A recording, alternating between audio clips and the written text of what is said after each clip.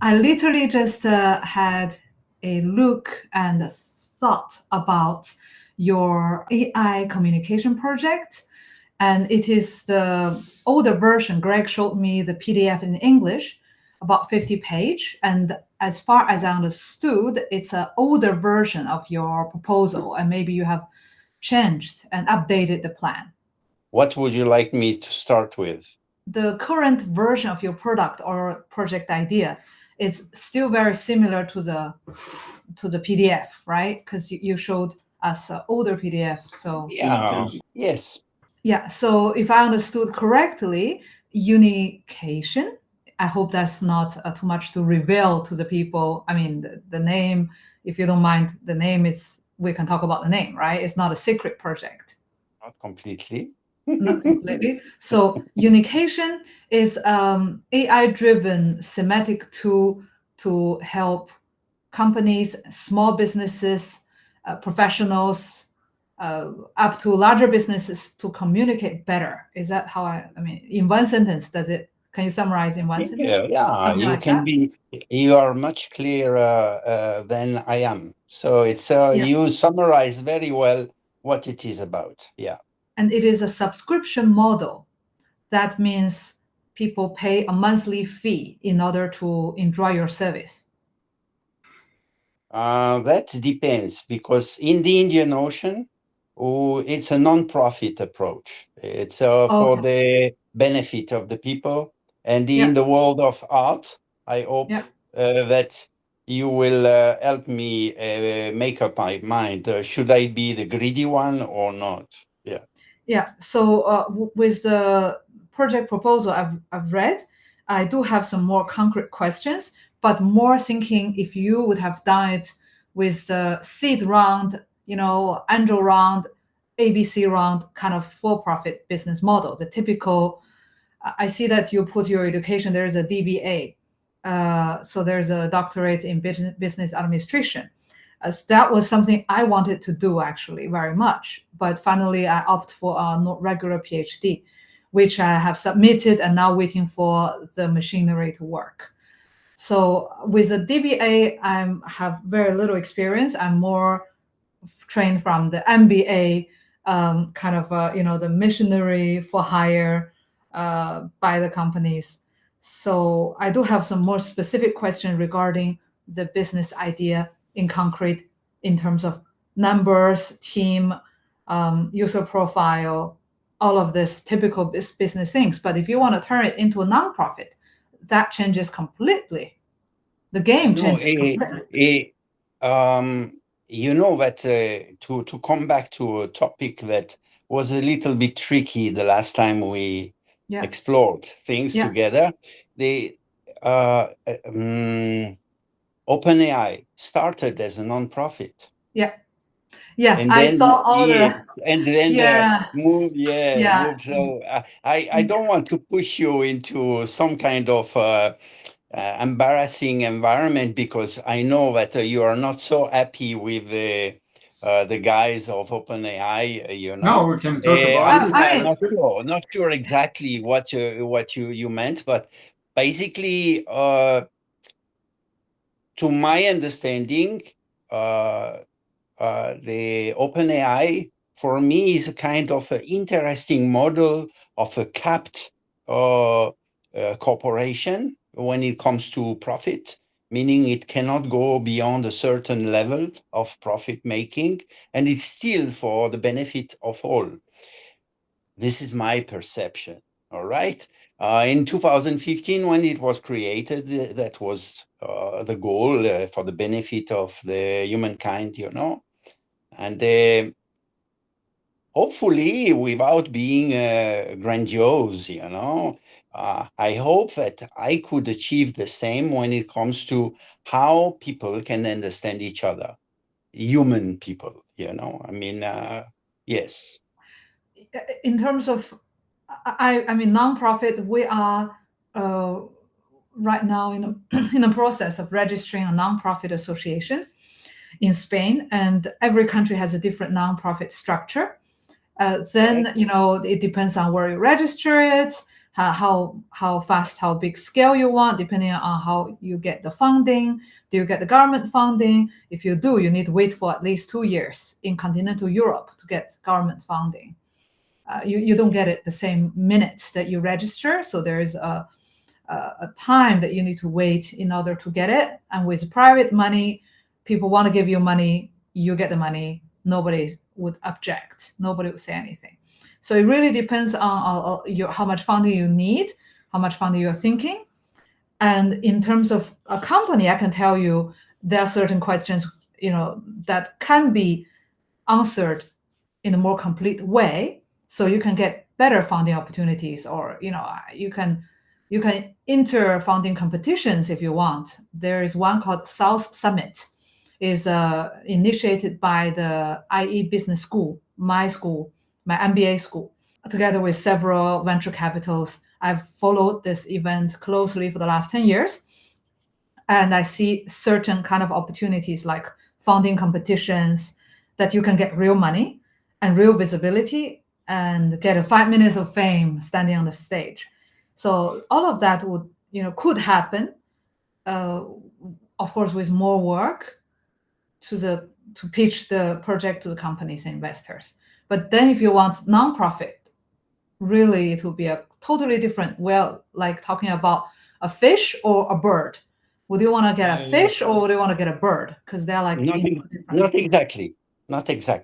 This is interesting in what is changing from my point of view. I think that your point of view is clear and probably very true. But as you know, and especially in the Chinese environment, opposites can be true. Yeah. And so it's possible nowadays to be both approaching the market with non-profit and as well with some niche in the profit market. So I believe that, for example, if you want to make sure that people have enough food to eat and a place, a shelter to live in, those things maybe are priorities, and we can think that it should be non-profit. We should make it available to people in a way that they don't have to struggle too much in order to get those basic facilities, But on the other hand, if we are talking about finance, and the world of entertainment, for example, then profit making might be a good idea, because this is not a basic necessity. So why not make it a luxury, and on top of that, make money out of it? It's a decision that you have to make as an owner, as a founder.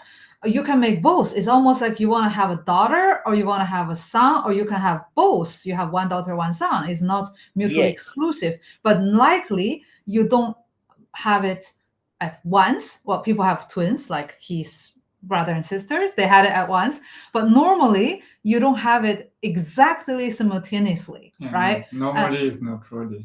Yeah, okay. Normally you start a project with one, let's say, a for-profit company, and once the company is up and running, you start a foundation that is non-profit and publicly held, right? So that's the normal. Likely you don't start a non-profit and register it as a company, like OpenAI would be the odd case. Normally 99% of all the enterprises you see, that they first start with enterprise, then they have a mini cultural foundation, art foundation, social foundation that is behind their banner. Like Microsoft, they have Gates and Melanie and Bill Gates Foundation, for example. I mean, you can always have a nonprofit aspect later when you start to make profit. There is a model of non-profit and there is a model for profit making. Yeah. Okay, we agree on that. But I like to hop into some kind of exploration that might be of interest for you. And it is one of the key topic I am exploring now, when I was working at Zhejiang Daxue in a university in Zhejiang with Professor Xu Xingri, and he was talking about total innovation, meaning we should approach business not just out of the product, but many aspects surrounding the products, whether it is finance, management, communication, And well, it took me a few years to understand what Professor Xu Xingri told me and try to implement it. And with the OpenAI kind of model, we may be able to make some kind of analogy with art. Basically, a piece of art can jump from a value of, I wouldn't say zero, because it's always like a humanistic value behind it, but financially could be zero, and jump slowly but surely up to a situation like a sky rocket, and like millions, something like that. So I'm not going to be too long. Just to say that what happened with OpenAI is that it's close to a billion or something, a trillion value. We are talking close to a trillion, and it's still a capped corporation when it comes to profit, capped profit. So what does that mean? It means that the very association that you might create in the near future, maybe on the French side is much easier than on the Spanish one, may skyrocket the very same around art. Basically, it is non-profit, but the value could be a, and this is where I would like to trigger a little the conversation with you. Yeah. I understand. If I can. Okay. There's one main difference between companies in Europe and companies in the US is when a company is created in the US or non-profit, like any organization, the government can back it, can support, and also the Pentagon. So there is money that we don't see, but when the tech, like OpenAI, like Facebook before, like Apple before, they are pouring money for war necessities, because it's becoming very valuable for the Pentagon to use OpenAI tech, like before Microsoft. Microsoft is used, for example, France is not independent. The submarines and the other weapons and everything is Windows controlling them. So we are fucked if there's a problem with the US. What I mean is France doesn't support any companies like that, or Spain, or China does it, but the US does it completely. I don't see that with art, because nobody, maybe for propaganda, okay, maybe, but I don't see that a derivative, because what you're proposing, unication, is a derivative of a main system that is AI. Like, Yes. so it's dependent, and the main system, the AI system, which is falsely called AI, is something else that are used for the army right now, for drones, for getting data, for also, all these companies like there's a main company, Palantir. I don't want to criticize, but the model, they can switch, they can blur the lines, because when Pentagon is behind you, you can do what you want. You can do exactly what you want. There's unlimited. there's no limit. The sky is the It limit. depends. It depends. This is maybe the time when an artist cannot do anymore what he wants. Maybe, yeah, it's coming to I mean, that. It's yes. coming to that. But what I mean is, if you want to play like that, blurring the lines, and you use OpenAI as a model, you don't see the bottom of the iceberg is the state, the US state, and the Pentagon that is doing the push that makes them doing what they want. Okay. I think you are also right. This is an angle that is very important. Okay. But let me push a little bit my angle, if possible. I wouldn't say I would like to blur the limits. I would like more. I don't think that contemporary art blurred the limits with beauty. They just killed anything that had to deal with formal beauty and try to broaden the concept in much more, to open the gates of freedom somehow. All right.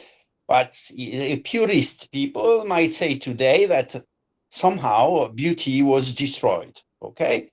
I don't think capitalist approach or like a money-making system is going to be destroyed by art.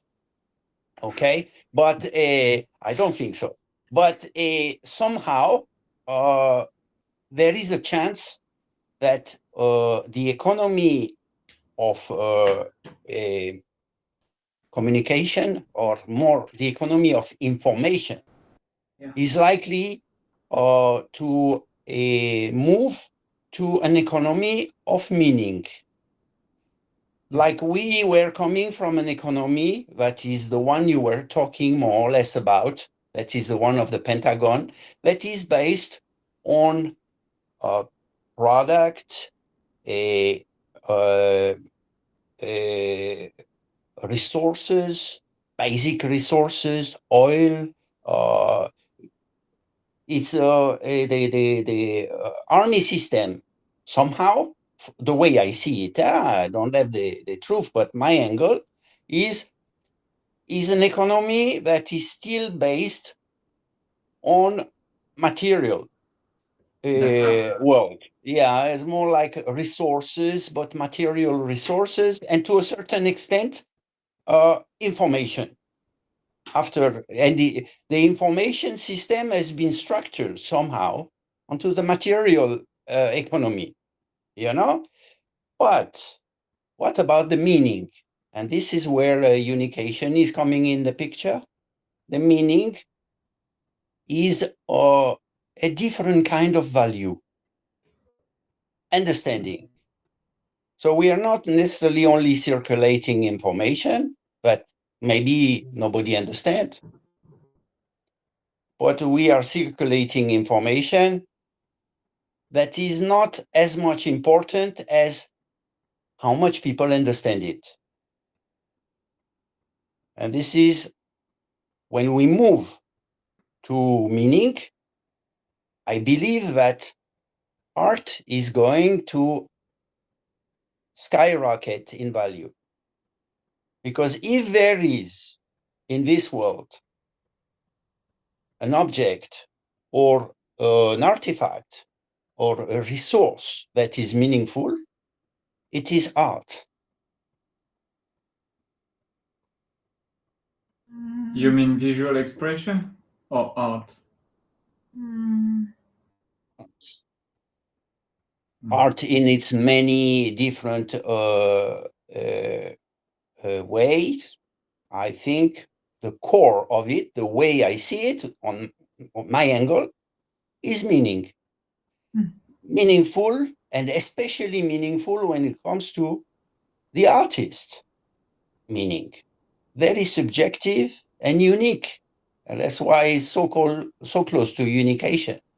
Because we are, each of us, when it comes to communication, we are the same. But when it comes to understanding, we are, each of us, very unique.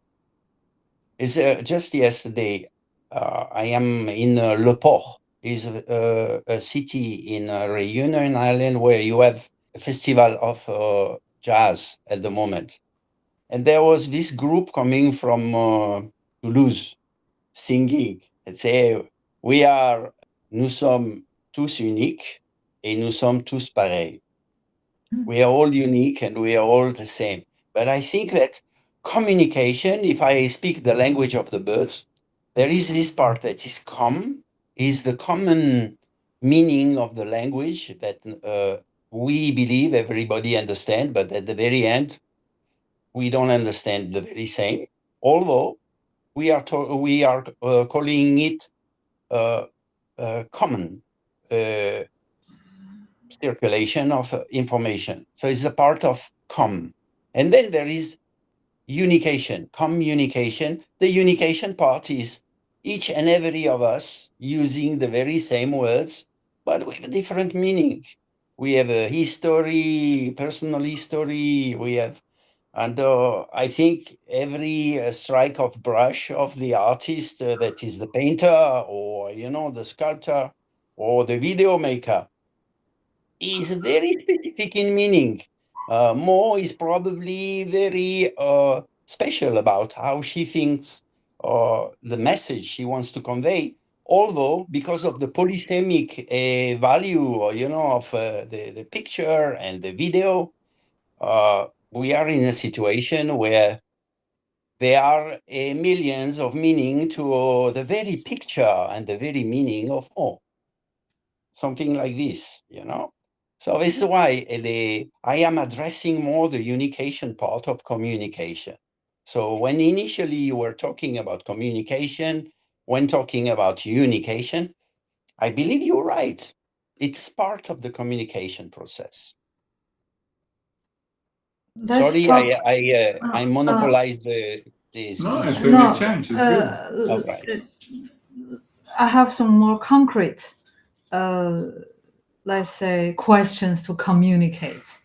I see that in the plan you wrote numbers, and especially projection of year-over-year growth.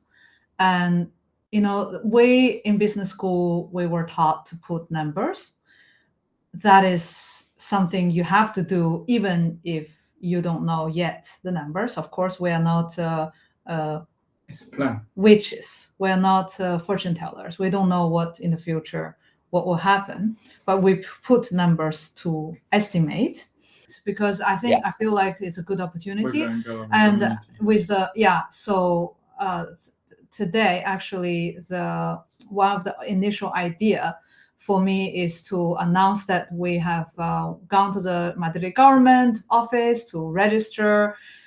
We just need to upload all the things, and our nonprofit will be registered.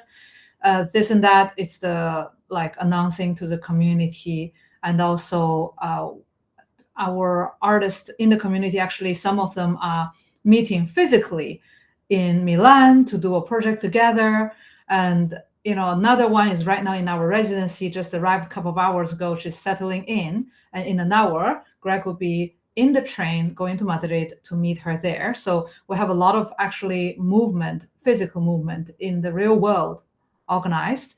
That's why nobody's online, because they're already in our space. They're like, why do I need to be online when I'm actually, in your place? So that is why we are just three of us.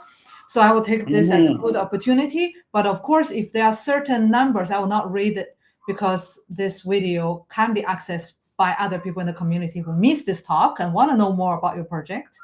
You have my trust. So not the same one as in the dollar, American dollar, in God we trust. No, not that kind of trust. Okay, all right. But just to say that the very project I sent you is the one that is supported by the Israeli government, and it is backed by one of the wizards, in the when supporting, advising startup founders, has already applied for close to $1 billion and achieved many startup. So it is a very specific environment. And as you can see, Unikation is presented like a niche in the field of aviation. Initially, we wanted to deal with operation and security in the aviation. And then we realized that it is a very tight industry with a lot of, yes, it's a very tight industry with a lot of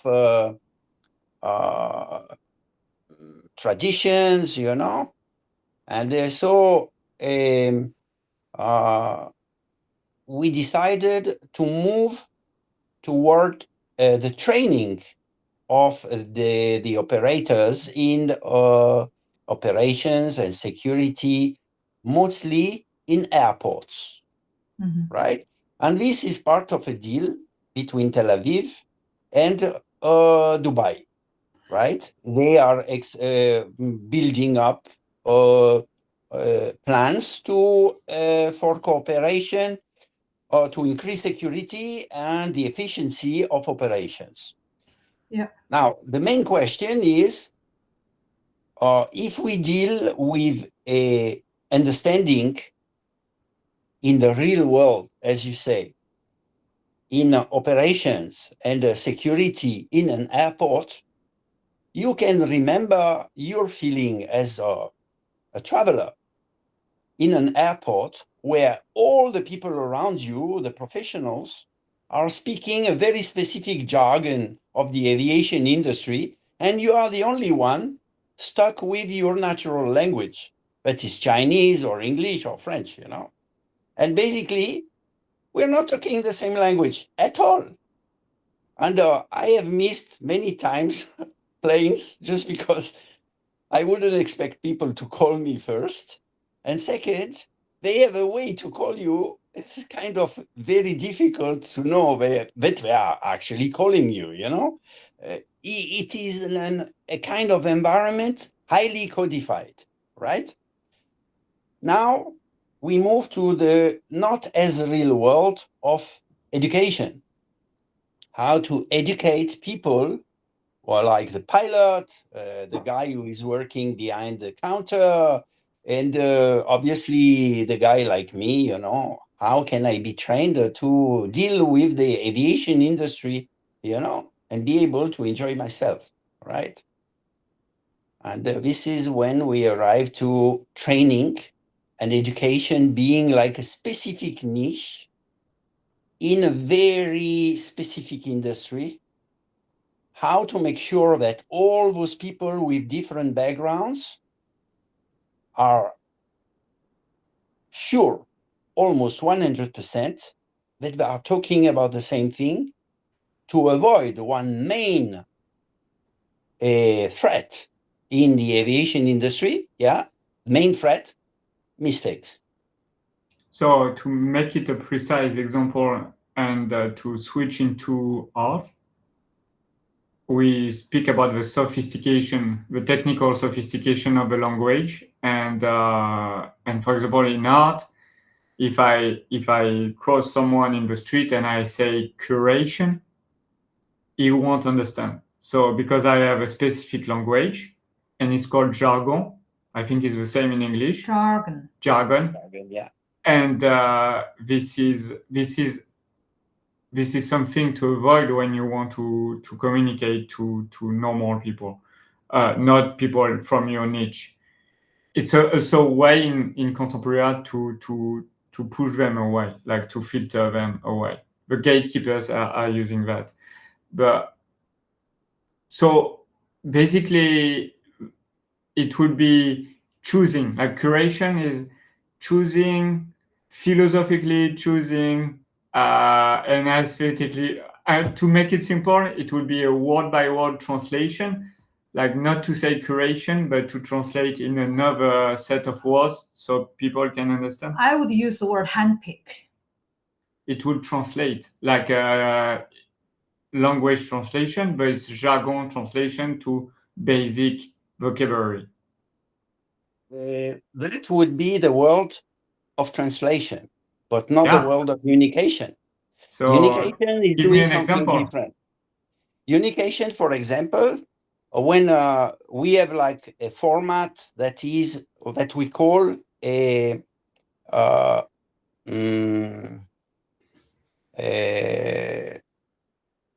unication that is used in a reflective way. So basically, it's not unication anymore, all right? It is something that you use with yourself, right? Yeah. This is the first step of unication. First step is you're talking to a machine and you explain to the machine how you make sense. And they're asking, but did you mean this? Or did you mean that? Or did you mean that? So it's a back and forth process. And Greg is asking, is saying, well, I think that when I mean greed, I mean wanting money, but for something that is wrong. To want money for something that is good, this is not exactly greed, although you still want money. So you can explain many things about your way of seeing the world, and it's very difficult. You are a very complex man, so it's going to be quite difficult for a human being to understand you if you talk with natural language, right? But with unication between you and me, and we know each other a little bit, but this device that is unication will make sure that your unicational sphere that you have trained, that knows very well what you mean when you say something, it will never be perfect. It's always dynamic, And on the other hand, I have also trained mind so well, and so knows exactly all the tricks of this brain, and how I look at the world. And these two worlds are worlds of coordinates and data. Is a bigger than the universe in one's mind. It is all calculus, of meaning, with what we call IML based tool, that is a semantic tool that allows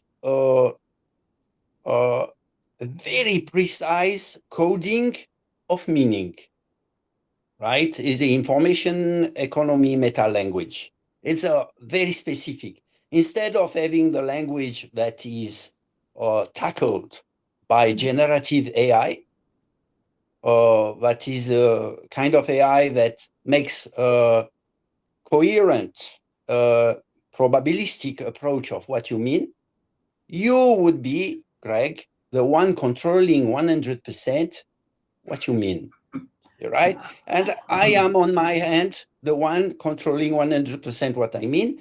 And you can understand with unication exactly what I mean in your own words. I would see This it. is the key. Yeah, I would see a more opportunity to.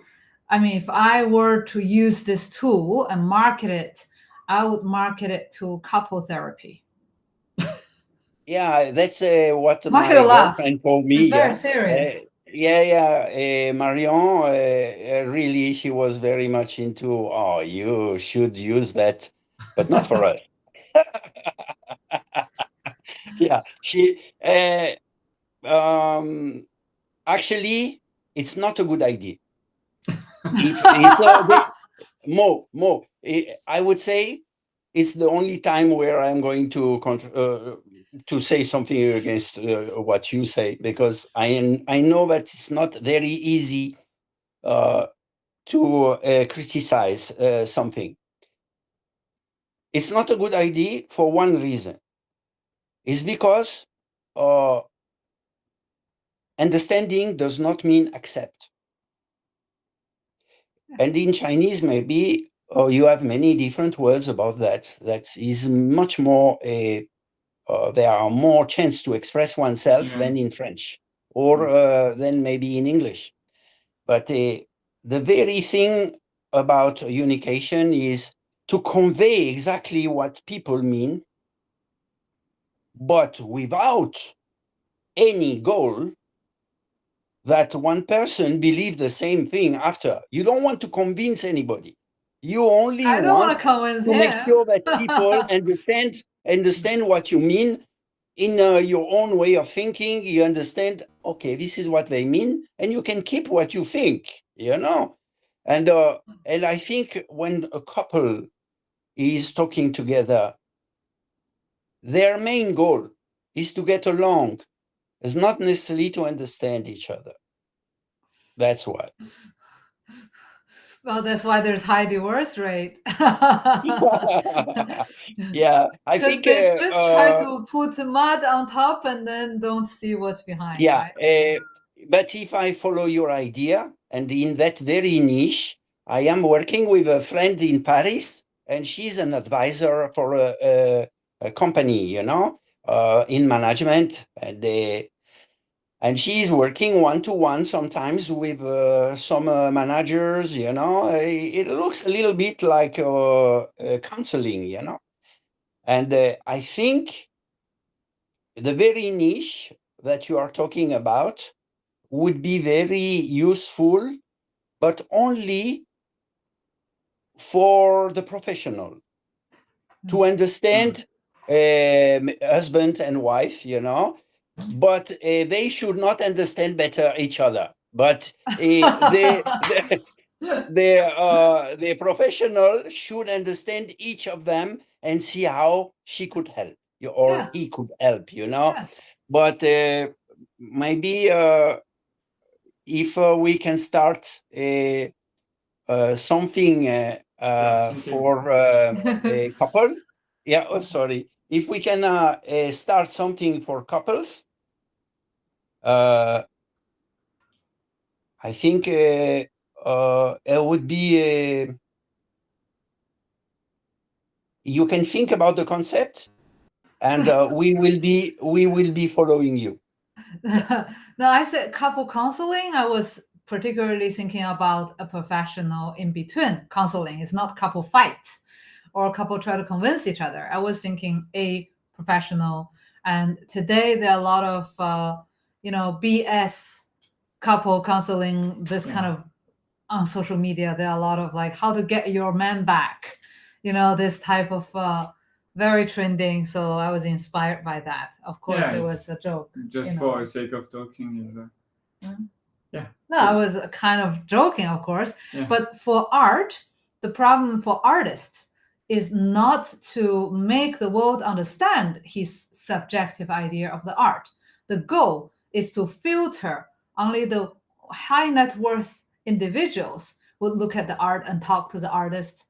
If you don't understand my language, shut up and move away. That is what actually most artists want. They only want rich people to approach them and not waste their time, right? So that's why there's a sophistication as well. Artists, after passing the gatekeepers, they do not stop using the sophisticated language, although they could just use day-to-day language of the people, but they choose not to, so they could filter. So I don't know in art how would unication work. Like they are not struggling at communicating their ideas a lot of times, especially successful ones. They know how to communicate very well. They choose not to communicate to everybody. Yes, I like it very much. What you just said is the very reason why I think unication is interesting for art. Is because I don't see exactly.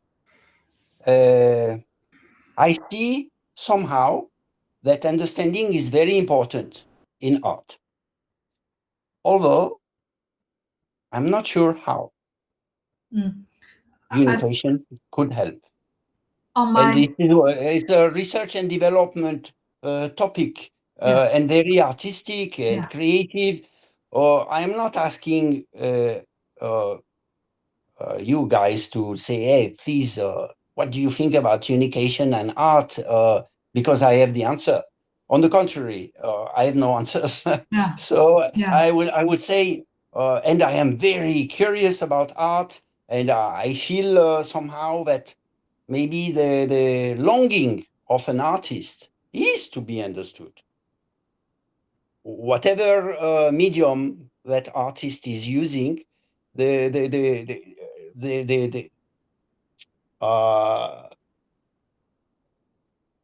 the goal, but the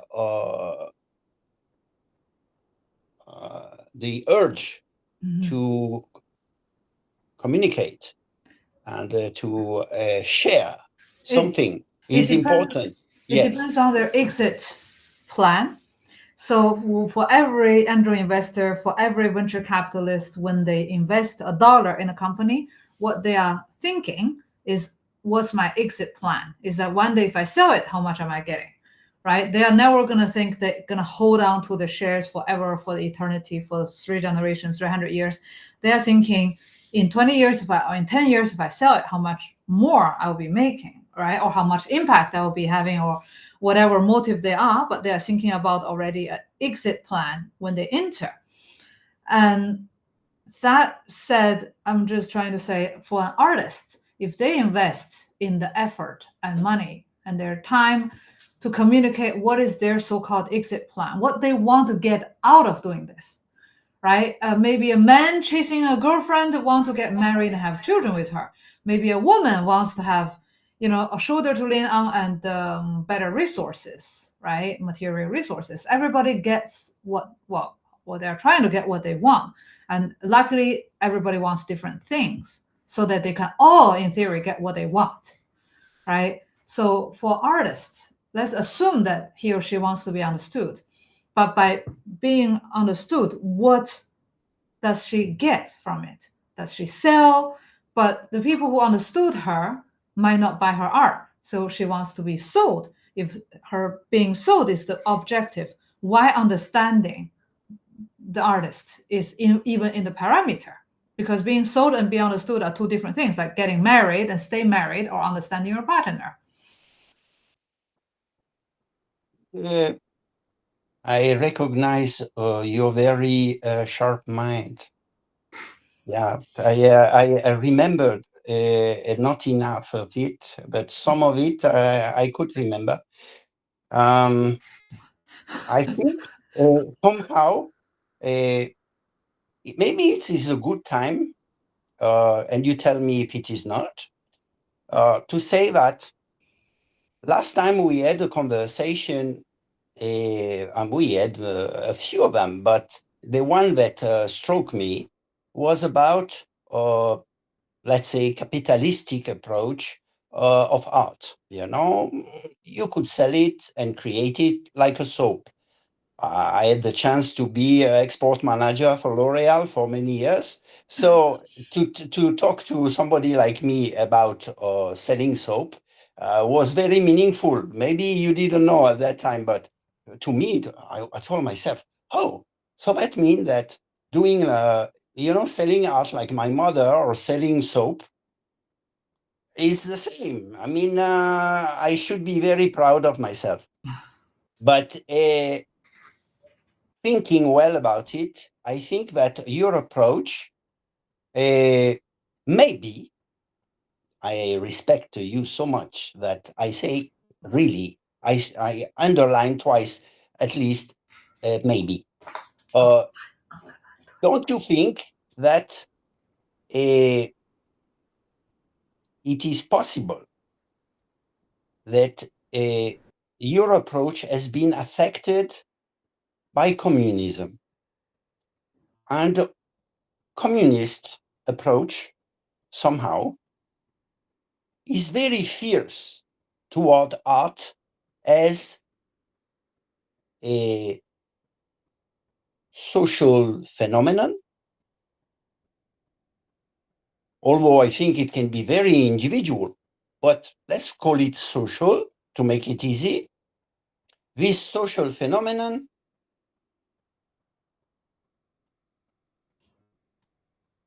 was mostly connected to individualistic approach, at least recently in the last 200 years, highly connected to capitalism. people who would deal with art would be always people with enough resources not to be able to, to be, to be worried too much about making money, so they could take the time to write, they could take the time to, to express themselves. So art, seen from the communist point of view, is actually a very bourgeois activity, and it has to be shut down. And the way the Chinese society dealt with it was to open some art shop and make sure that every single brush or pen would be so cheap, that anybody could deal with it. And we would jump into what François Julien is calling a gray world, where you don't need to shine. An artist is an artist because it's meant to shine somehow in the Western world. But in the world of China, an artist first should not exist, should be, barred, and should be put to the level of everybody. And if you jump up in the social hierarchy in China, it shouldn't be about art. Maybe politics is okay. Maybe business to a certain extent nowadays, very materialistic, is okay. But art, yes.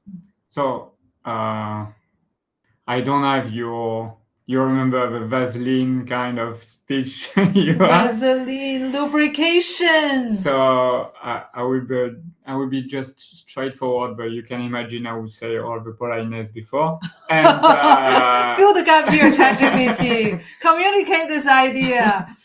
But you might put two layers, but you might put two layers together that should be differentiated, because you have social capitalism and you have liberal capitalism. So what is the difference for you between socialism and communism? If we talk ideas,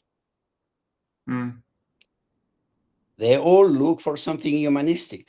But if we look at the real world, yeah. My proposal, which is not from me, it's from someone in Dubai. Is I don't know if you heard about him, Roy Casagrande. But 1 second, I need to charge little thing. Yeah. Yeah. All right, 1 second. And after I will leave you to yeah. Okay, it's okay. I am So, back again. Did you hear about him, Roy Casagrande? I think I heard that name passing by. Yeah. So he is living in Dubai and he's American. He's a social politic professor. And he tells that they are exactly the same. Socialism and communism are the same. The only difference is communism doesn't ask for permission. The end is the same, but socialism is waiting respectfully to make the change. Communism is doing all the means to make the change.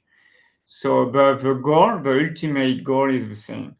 And when you are talking about the individual artist, there's the individualism is about liberalism. It has more connection to liberalism and ultra-liberalism right now than capitalism. Okay. I don't have the same framework of expression than you. So meaning, different. If I replace it in the framework, or when I was talking about the individual, obviously I was jumping into subjectivity, and I was leaving the arena of social reference. And but Yeah, yeah. My third angle that is about Christianity and individualism. So you have a pope. I think his name was Gregory. He told you cannot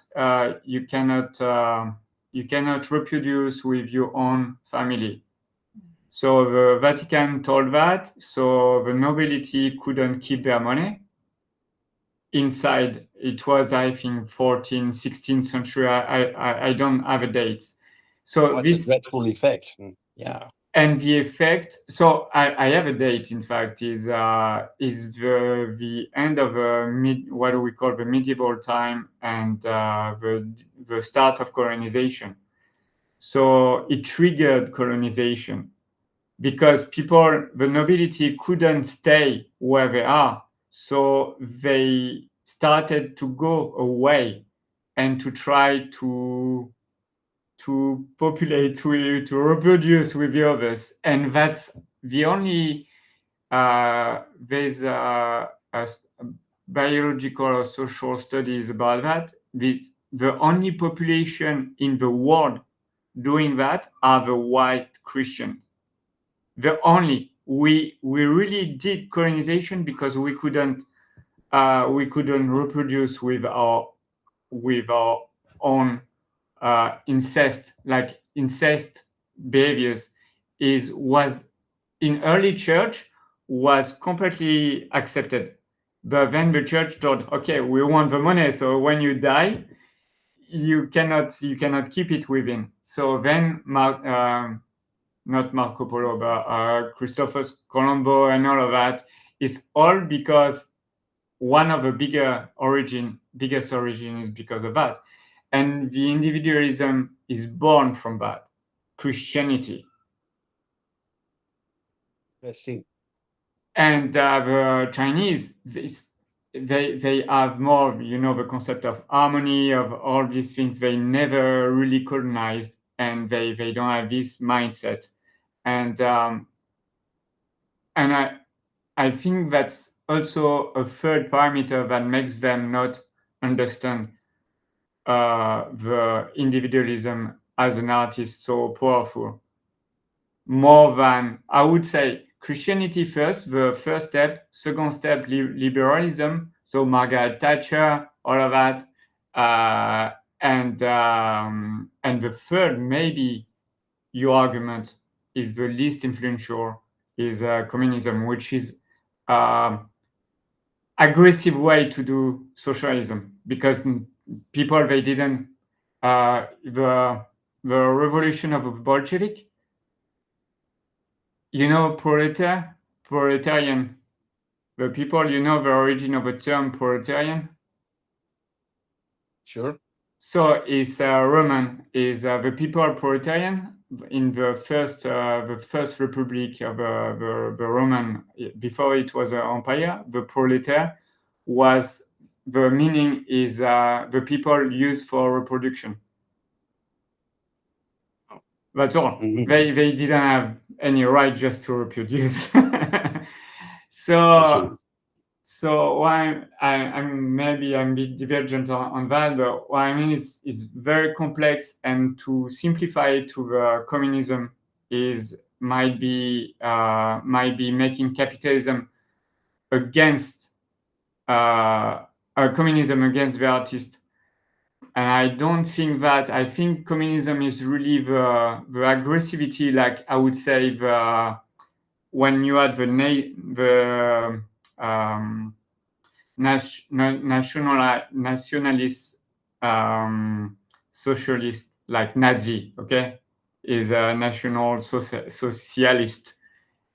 It was a certain way of communism, in fact, because it was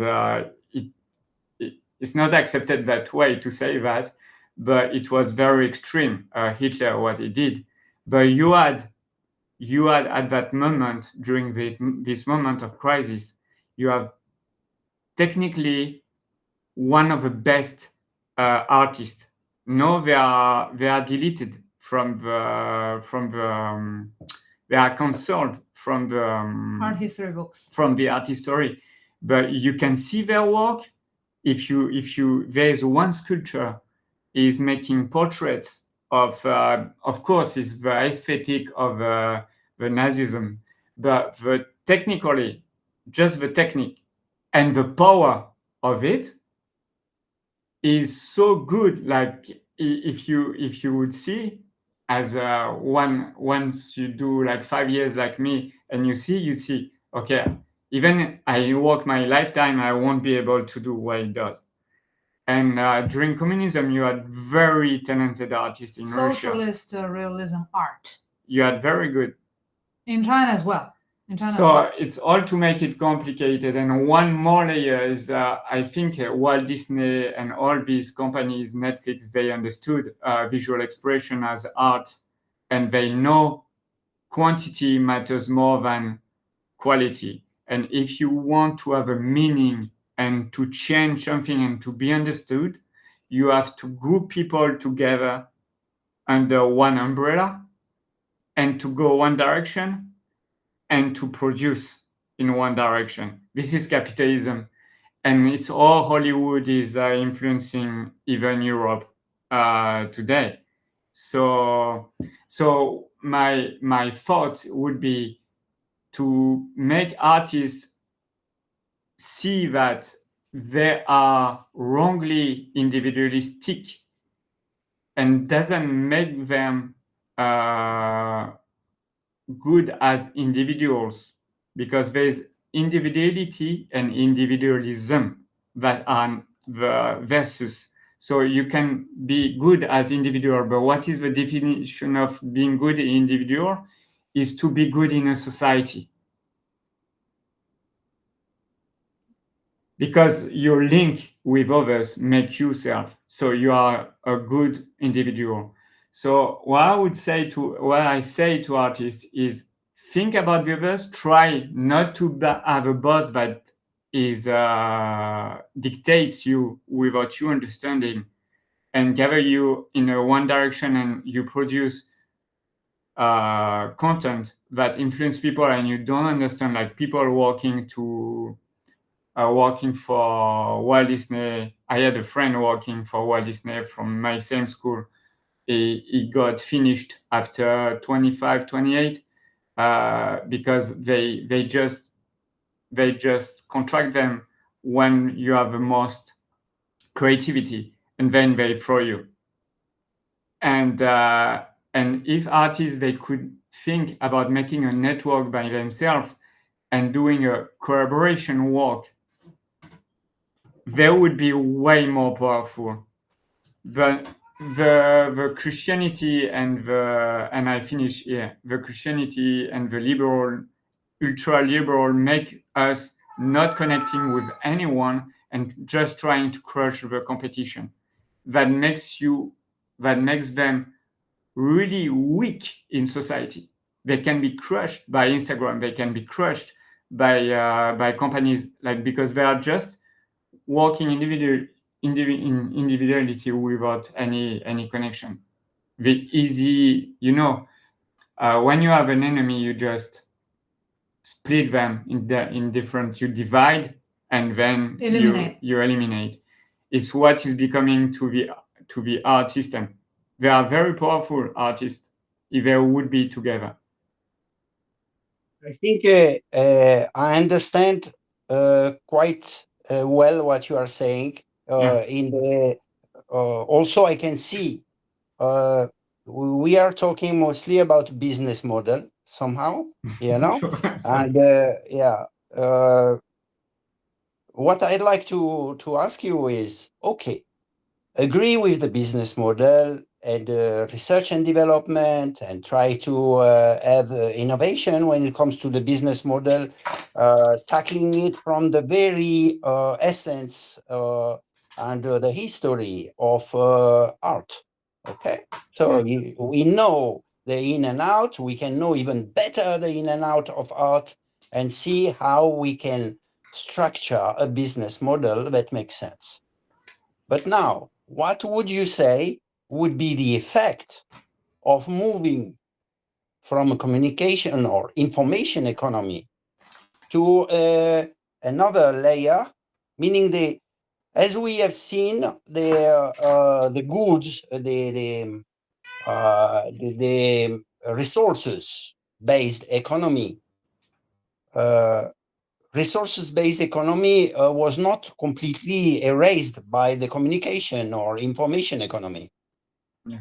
And it will be the most probably the same with the meaning economy. Mhm. Yes.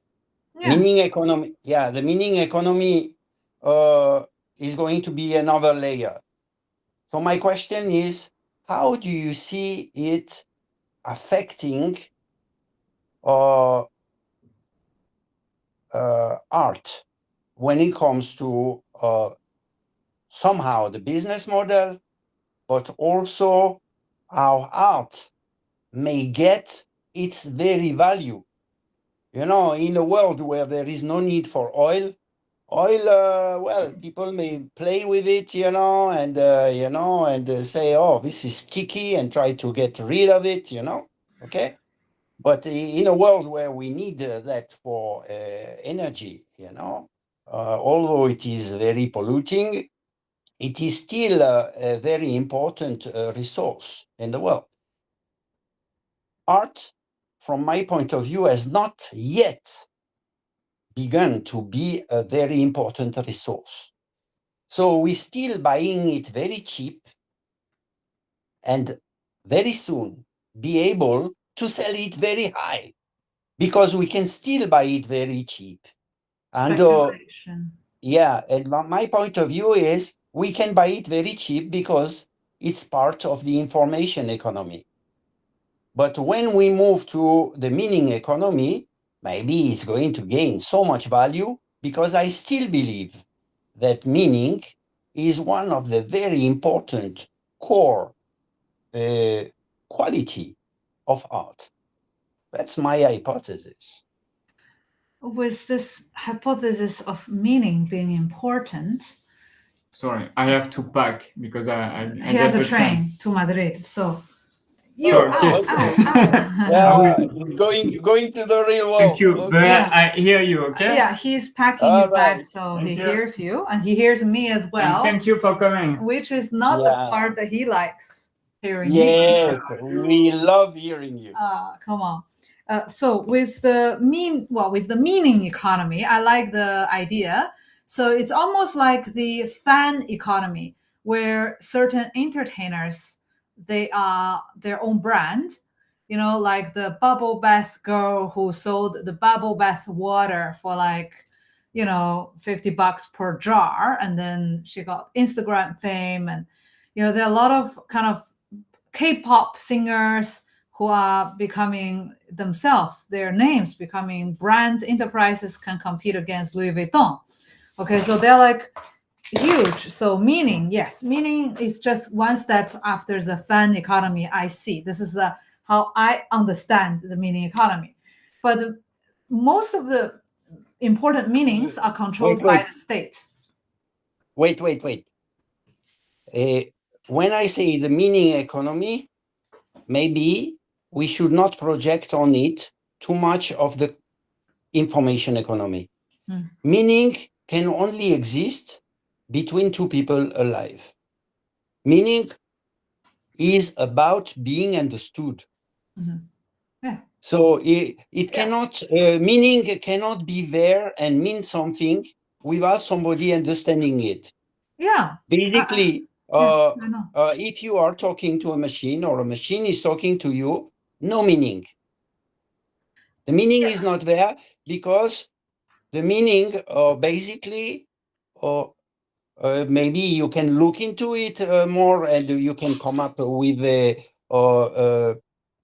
some point about what we believe is a circulation of meaning. We believe that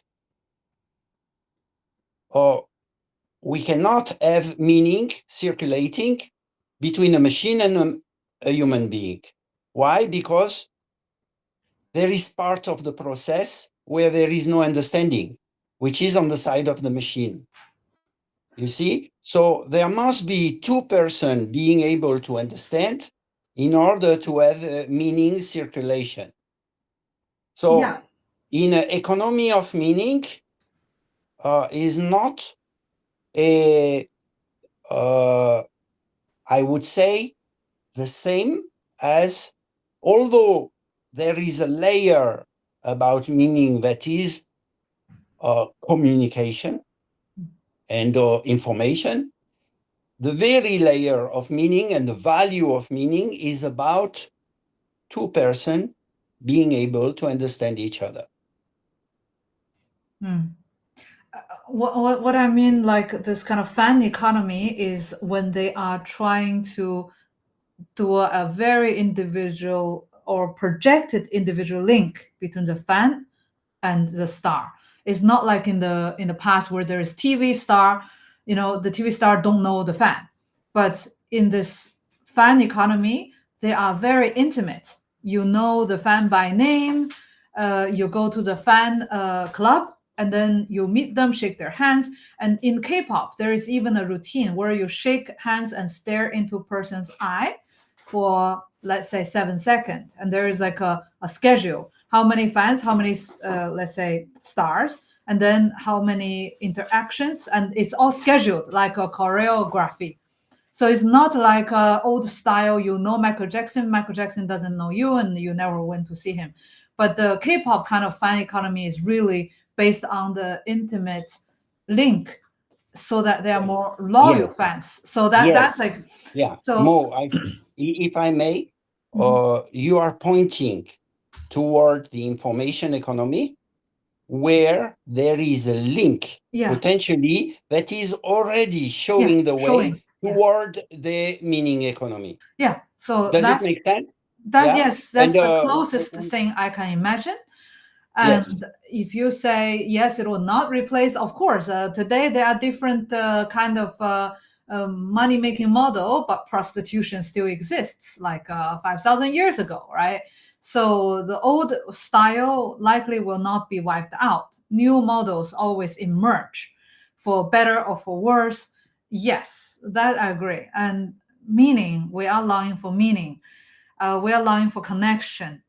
We're longing for an interpersonal bond. That's sure. And the more digital we go, the stronger that our nature would, miss the human connection. Yes, I agree all of that. It's just I don't know how it's relevant to artists. Let's say this project, the idea and everything, I agree. But let's say in the context of art, how would you use it, and how would you, let's say, sell it to the artist? Or would artists be the right person to sell it to? Let's say if you sell it to the artist, I was thinking many years ago, when I first learned what is Tinder in 2016. I remembered just before going to the MBA business school, I looked at Tinder and I was like, you know what?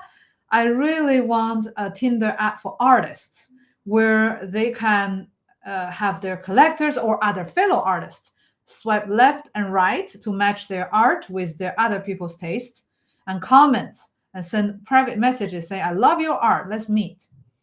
Like same for Tinder, instead of like Metic, instead of the couple dating, but you do it with your art. You have a 6 or 9 or 10 image of your art, and then you can check out other people's art. That's kind of my idea of this human connection. And that's like more like friend making. And there was a French company who did it, not for art but for professional white collars networking. So they merged LinkedIn with Tinder, so it's called Sharp.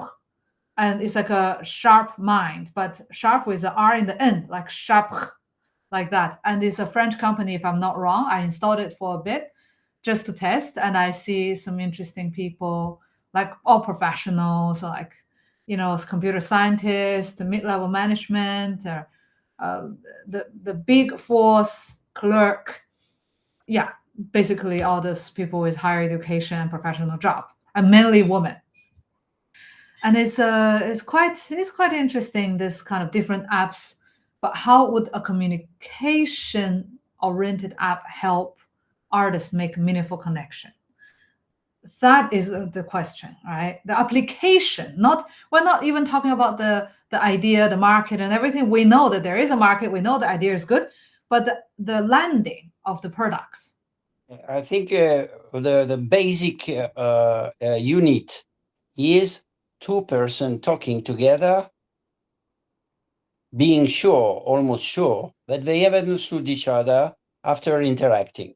So this is like the basic app or the link of the app, that this is what we do, all right? In Unikation, we don't do anything else, but we can integrate this link into social networks. We can integrate this link into education. We can put it into some kind of a framework that are using the understanding component, but it doesn't mean that the framework is only about that, So it's basically, there is a need to understand each other in art, in the like any society, as you would put it. But my question for you is, how do you see that there is a specific way into art that circulation of meaning and understanding would make sense? I would see it in academia. A lot of the papers I read it 3 times, and I ask ChatGPT to help me interpret from English to English, because, can they make it harder to understand? I doubt that. It's like they're trying to use all the technical jargon to block ordinary students from understanding. It's almost like if they don't use a fancier word, they don't get to pass the double-blind peer review. So I see a clear way to approach academia, let's say translating academic papers and ideas into common language where everybody can learn. And that is something, let's say, good for the gentrification of the academia, like to make everybody can read a scientific paper. I'm sure certain academics and scientists would love that. For others who might not feel a difference, but I think nobody would be against it, at least, right? But if you apply this in art, most people in art would be against making this language everybody can understand, because they don't want to suddenly, like rain, air, everybody can fly. People don't want, especially the existing art collectors, gallerists, and some already professional artists who are selling their works for tens of thousands of euros. They don't want suddenly everybody can buy art for $1 or €1. They want to keep the market very bourgeois and very high, and they want to keep the gate closed so they can feel more privileged, and they don't want to like a Ceuta today being flooded by people without proper documentation. Let's say they want to keep the gate closed to feel privileged and protect their little environment. Understandably, this is how at least I understand it. So the real question is, if this app is very successful, who would be embracing it and who would be against it? And if there are enough people who are against it that are powerful enough, can you still do it? Because not all the good products that will get the future. Let's say today you have a water burning car, right? Not a gas burning car. The problem is not necessarily the tech or the people, is that the people who are in power today will try to block it, right? See, yeah, what you are talking about, if I understand you well, is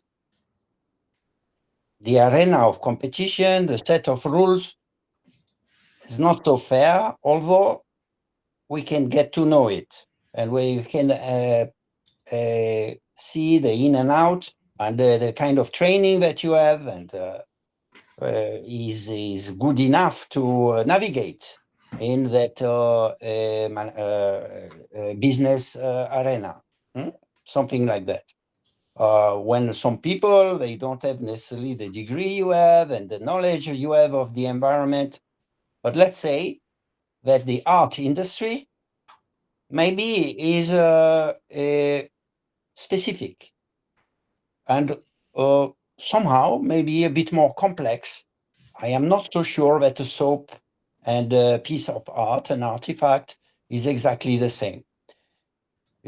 Although you okay, can have similar problems, like you trying to enter Chinese market, but China already have our own brands, so there's a bit of customer preference, customer education, there's the local competition. Yeah, well, you can have similar difficulties resisting, not because your product is bad, it's just simply not even because people didn't like it, it's simply because the environment will make sure that you don't have a chance. For example, do you know that Spain is one of the only countries that Ubers are strictly not allowed? So all the Uber cars in Spain are from one of the 3-4 companies, and they have a license with the government, just like taxi. They have a taxi medallion for Uber car. I don't know how to explain, but basically Uber needs to be taxi first, not just individual people who want to be door dashing or doing Uber. It's not like in the United States. So it's not because Uber app is bad, not because people didn't need Uber. There are different things between competition, culture, regulation, even market entry linked with all of the three mentioned above. so if I understand you well, what you are pointing toward is, hey, Rody, art is also divided into markets somehow that are different because of culture, regulations. This is what you mean? No, not exactly. But what I mean is, I don't know how to express it well. What I mean is, let's say there could be a product or service that the market definitely need it, the people need it, the people want it, but between this product and the people's hearts, there is a million things blocking it. And I can give you examples after examples that a good, valid product in one market is not entering another market because of the country, regulation, culture, customer education, this and that. But I mean, maybe this product, particularly in aviation, everybody in aviation would love to have a better understanding of what the other person is saying. But then when it comes to a different cultural and creative industry, like the CCI industry, then suddenly the industry is blocking it, even if people would have benefited from it. I see. So basically, you are talking maybe about competition. So even I'm just assuming even the product artists people love. Okay, I'm even talking about the ideal scenario that there's not the fault of the product, but a lot of times is actually the problem comes from the product design, right? So most of the product failure is from the product itself. Let's be fair. But I'm saying that there are some products even verified in some markets, like your product verified in aviation. Doesn't mean that because the whole art education is about sophistication. People are trained and proud to have ordinary people not understanding them. And suddenly, if a product comes and say, we are aiming to make ordinary people understand you, for some people, this is like, no, I would do everything to block it. Do you think the block would come more from the artist, the gallery, where, or just the consumer? First, the consumer don't know what they don't know. Since they don't know the world of art, they haven't been trained to, then they don't know art and they don't know they needed it. You don't know what you need until you have a taste of it, and you get hooked and you're like, oh, this product is great, I cannot live without it, right? So for example, Greg wanted some running shoes for his birthday as a gift. So I was proposing for the past 3, 4, 5 years different shoes. He hated all of them, and for 3, 4 years I didn't buy him new shoes because he was having a whole load of other shoes that he was rotating, but nothing satisfied him. Until this year, I got him some barefoot shoes that completely flat, light. It's like the surfing shoes for the water, like, you know. And then suddenly he was like, okay, this is close to what I want, what I need. Those are the shoes, by the way. So yeah, a picture is better than 1,000 words. So until he had those shoes, he didn't even know what are those shoes, where to buy those shoes. He didn't even know this product existed. Okay, he knows there are shoes to run. Okay, but what I mean is that the product the product education, the customer education, to get people know, okay, you know, there are shoes that are comfortable, like light, like if you're walking on the sand, right? There are phone that without a button that you can manage like a computer. There are some computer fit on your palm, like an iPad, they call it tablet. So there is a lot of energy to do customer education. So for now, before you do the customer education, the customer don't know about your product and don't know they needed it. So the primary blockage would be, the first blockage would be from the gatekeepers who have a say in the industry. Let's say schoolmasters in education, professors in universities. They are the gatekeepers to a certain app going to the university. Okay. Like the librarians in the library block your book or not because she doesn't like it. And it could be politicians, right, blocking a certain bill, blocking a certain law because he thinks it's damaging certain people's, you know, privilege, benefits, or well-being, so he blocks it. So the first entry is the gatekeeper. Then the second entry is customer education. So I feel like to talk about customer education is a bit too soon, because that is something you do with time, money, and the performance of the product. But first, we need to get the gatekeepers to say yes. And that is difficult because they have sophisticated the language so much without a PhD in the art world in Southern Europe. You are nobody. You are invisible. So they made sure that you go through years of training to sophisticate yourself to become someone. They're not going to give that power away, because if everybody can fly, they're not special anymore. This is basically what you are talking about. I don't want to simplify it, but this is what artificial intelligence is doing, is kicking the ass of all those people who had the knowledge and suddenly replace them and customize them, you know? Yeah. And so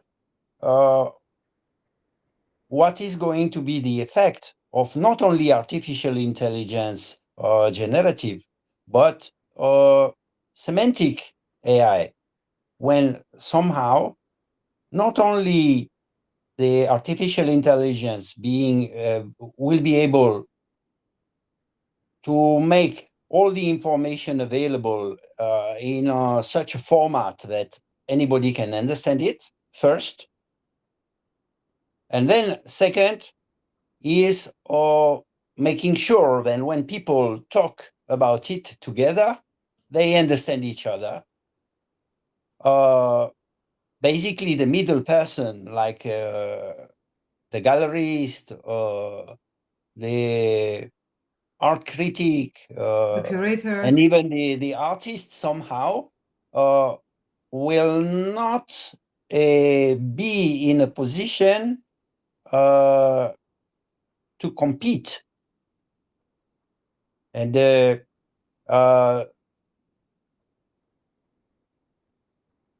strangely enough, I feel that the artist is maybe in the very best position.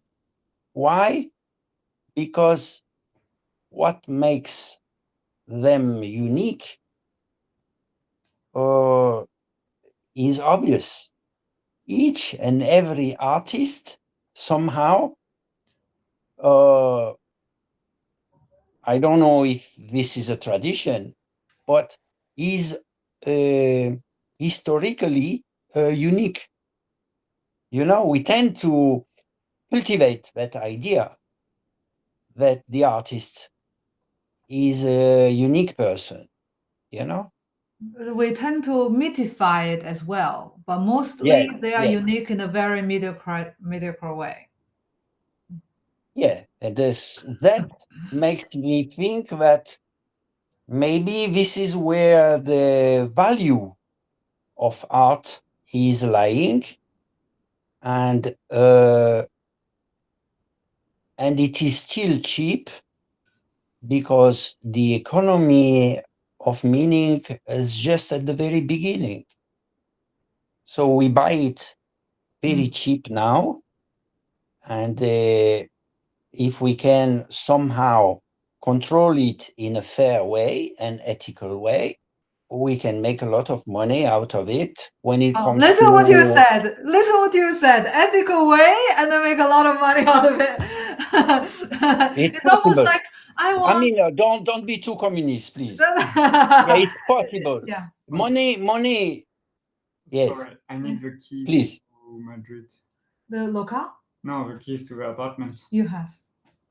I don't know why. You don't know? I can give you my keys, but you should have your own keys, remember? In the bag. Okay. Sorry. No problem, but I give you my keys, no problem. No, but then it's in my bag. No, I give you my keys. Wait. Sorry, it's logistic. No problem. Yeah, no problem. Here, I give you my keys. Wait, I have. Look where I have.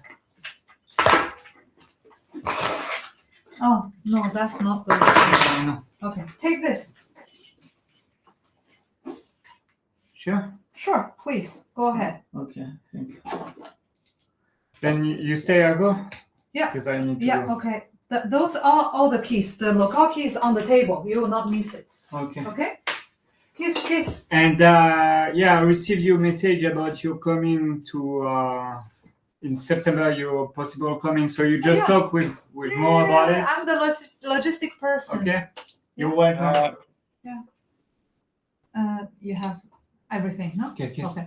You only need the keys and even the money, it's not a problem. In case the thing I want to pass in the train is refused, I will let and I send you a message and you recover it. Yeah, sure. I'll recover it. We'll let it in a spot. Nobody will take it.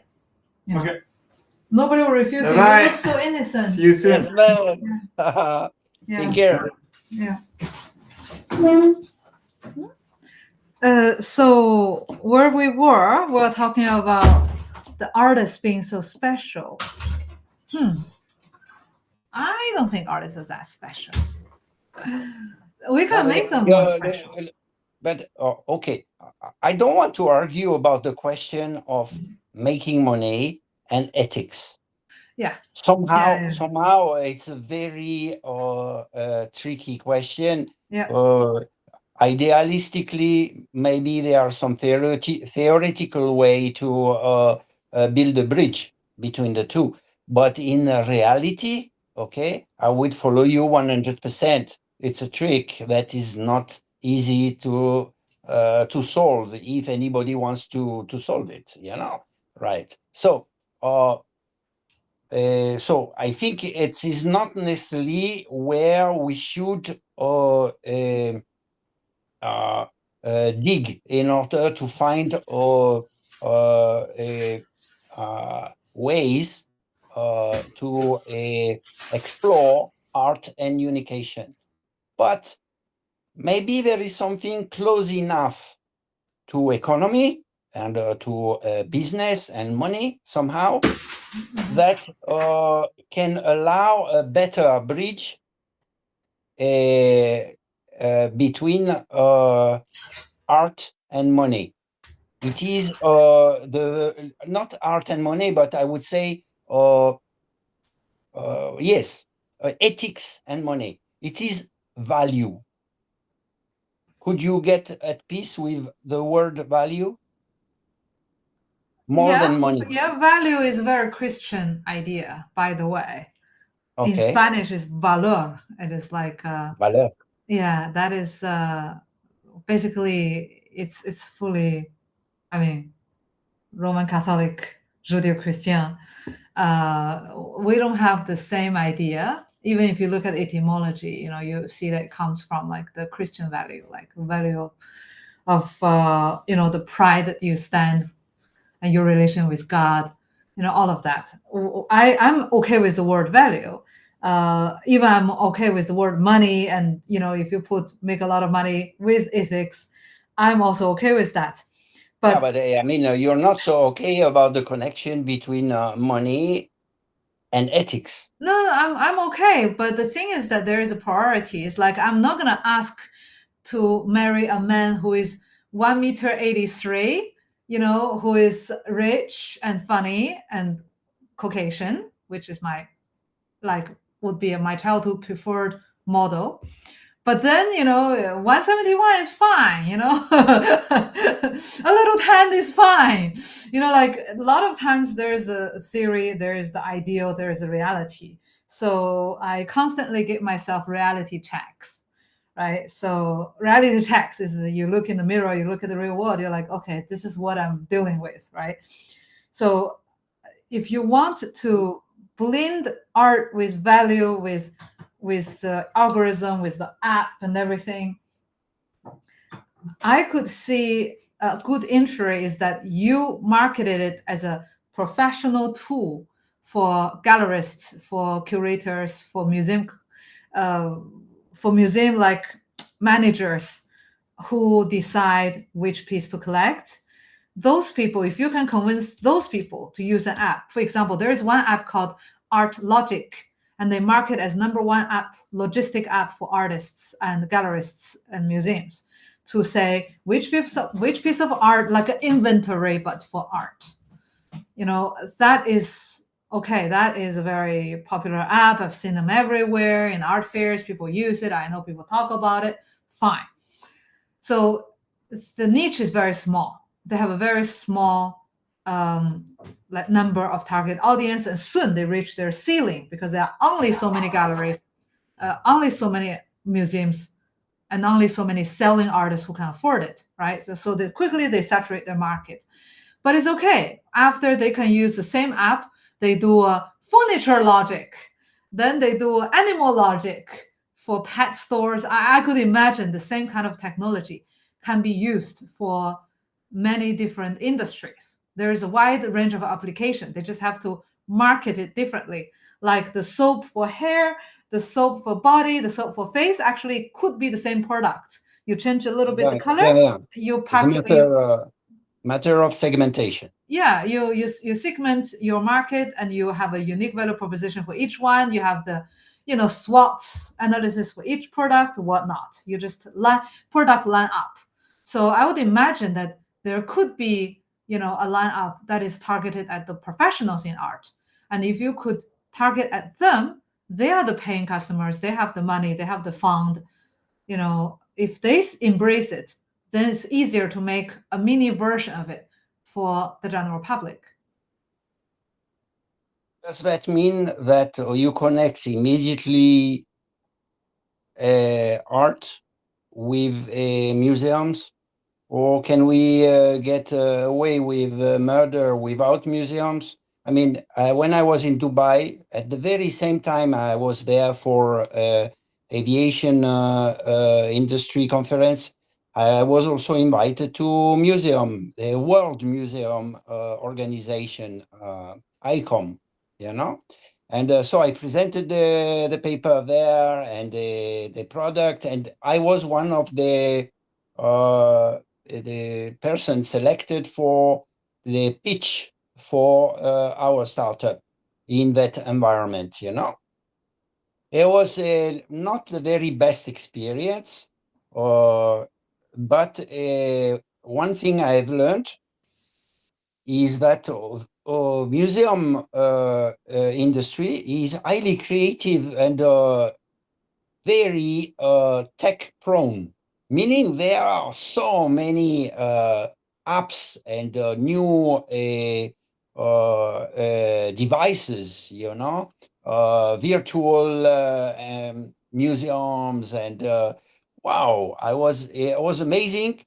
And obviously, one of the key factor of a museum is education, So they were very open to the whole idea about understanding each other, when one person is behind the information and there is a user of that information, if they can make sure that the user is understanding it,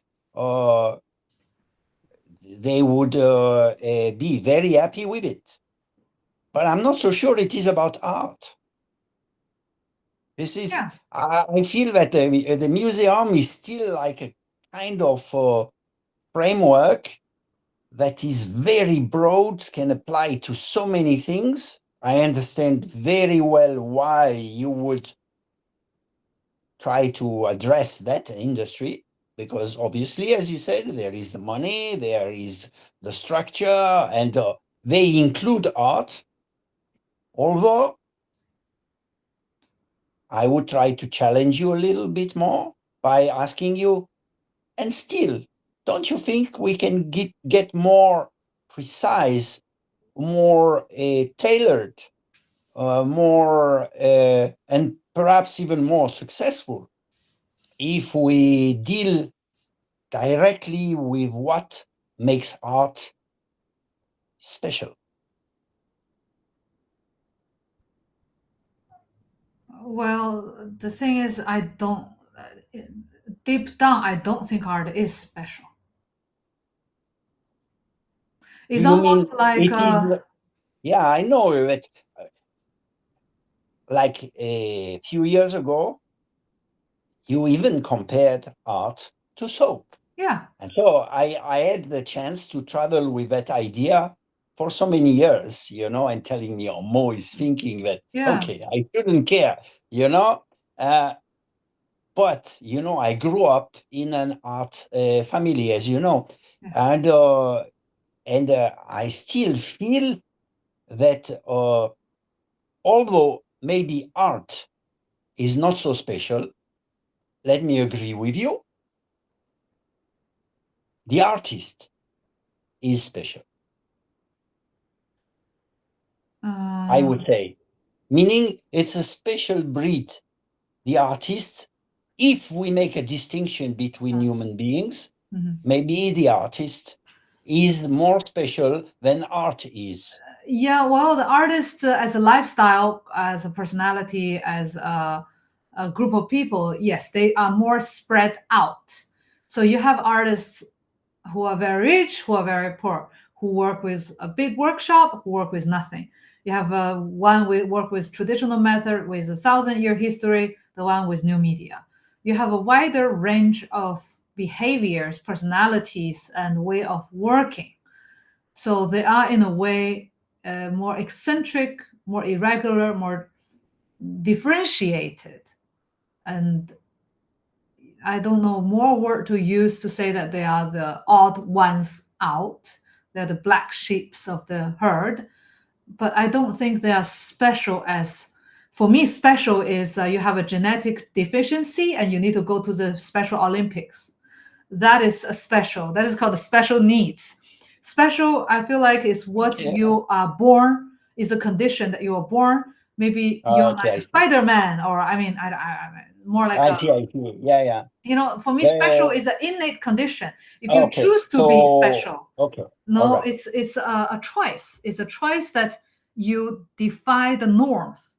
They are norm defying. But the Okay. special needs to be carefully chosen. If you chose it wrong, you're a Special Olympic. Okay. So the word was not well chosen, special, but all the other words and Yes. qualification that you lined up are so much connected to the question of being unique when meaning something.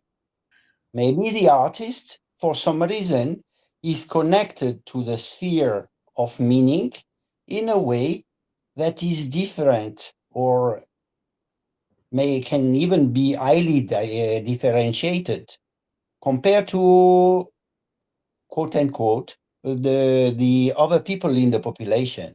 Yeah. Does it make sense or Yeah. not? Yeah. Because Yeah. Definitely. Yeah. It makes sense. It makes sense.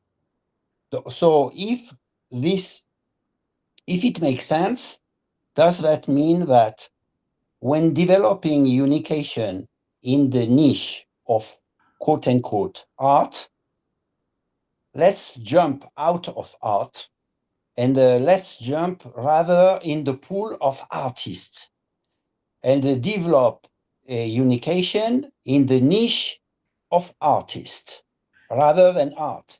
Then we are dealing with something that is more unique than art, because art, we can apply all the parameters of the soap industry, as you were pointing out, while with artists, maybe they are a specific herd, as you said, and they seem to have qualificatives to talk about them that build a very specific bridge between the word, the meaning and understanding, and artists on the other side. It makes sense or not really? Yes, it makes sense. The problem is that they are too different. It's almost like you have just imagined to make shoes. You have the Greek foot, the Egyptian foot, right? Like the toe, they have like the first toe bigger, the second toe longer, and they're all flats. And even my friend from Sweden had two of the toes connected, almost like a duck in a way. And imagine if I'm designing the shoe, a shoe for irregular feet. They are extra wide, extra thin, extra pointy, extra flat. But for the irregular one, the market is easier if I develop a shoe for a regular foot, no matter how regular, but the majority. If I'm developing for the rare and odd ones, it's not a market that people tend to invest in. Okay. But what makes special Unikation is that precisely it is a fine grain approach to the consumer, because the unicational sphere and the very approach of semantic AI is that we are trying basically to make sure that each and every individual or customer, potential customer, can express himself with his own language and understand whatever is said that is coming from a different way of thinking, you see? Yeah. So basically, one of the characteristics of unication is the almost utmost opposite of the shoe industry. Yeah. So that I would say, if it's too niche, too niche, like a rare disease that 7 people have in the world, nobody will develop a medicine for that. I know it's necessary, but nobody will do it because it will be the market will be too small. So, having said that, my idea of having I'm right now projecting, as you were speaking, I was projecting away, like what could be a product, an app, or something with unification applied in art, where people can use it, artists can use it, and there is a meaning, there is exchange, there is understanding, there's communication, yet it's not too niche. I was imagining that you make let's say a platform like a Tinder, like a matchmaking platform, where artists upload their art, describe their message, their meaning, and then you have an AI checking if what they're describing is matching with what they say. You can have a blank canvas and say, my meaning is colorful, but you have a blank canvas, right? So there is a consistency, visual consistency in its visual identity and message.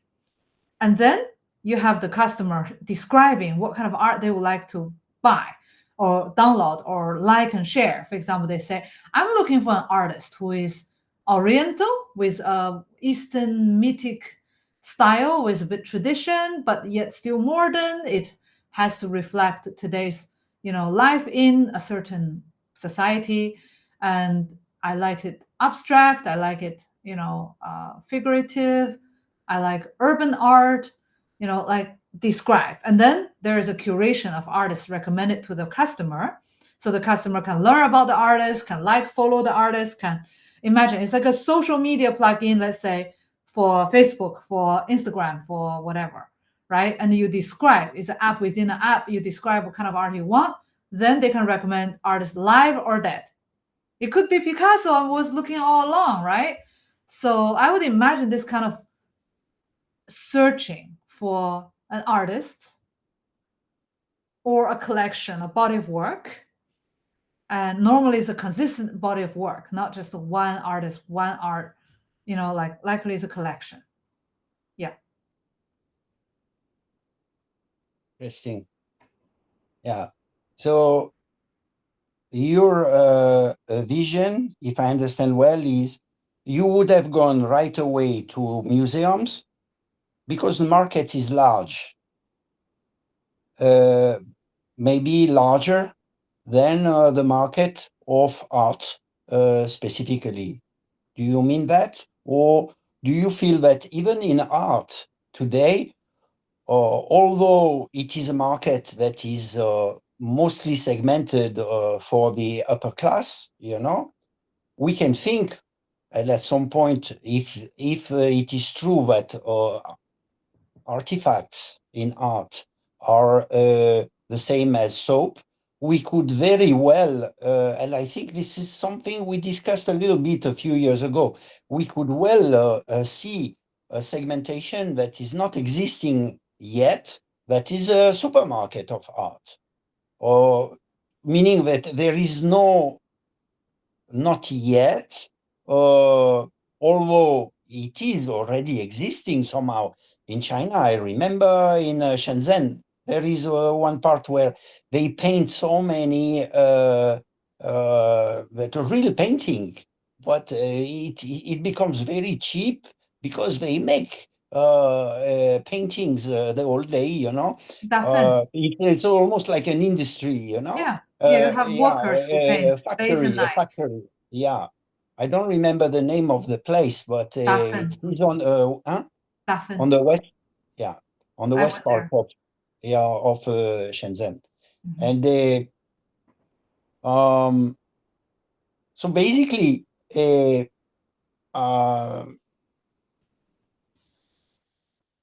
supermarket.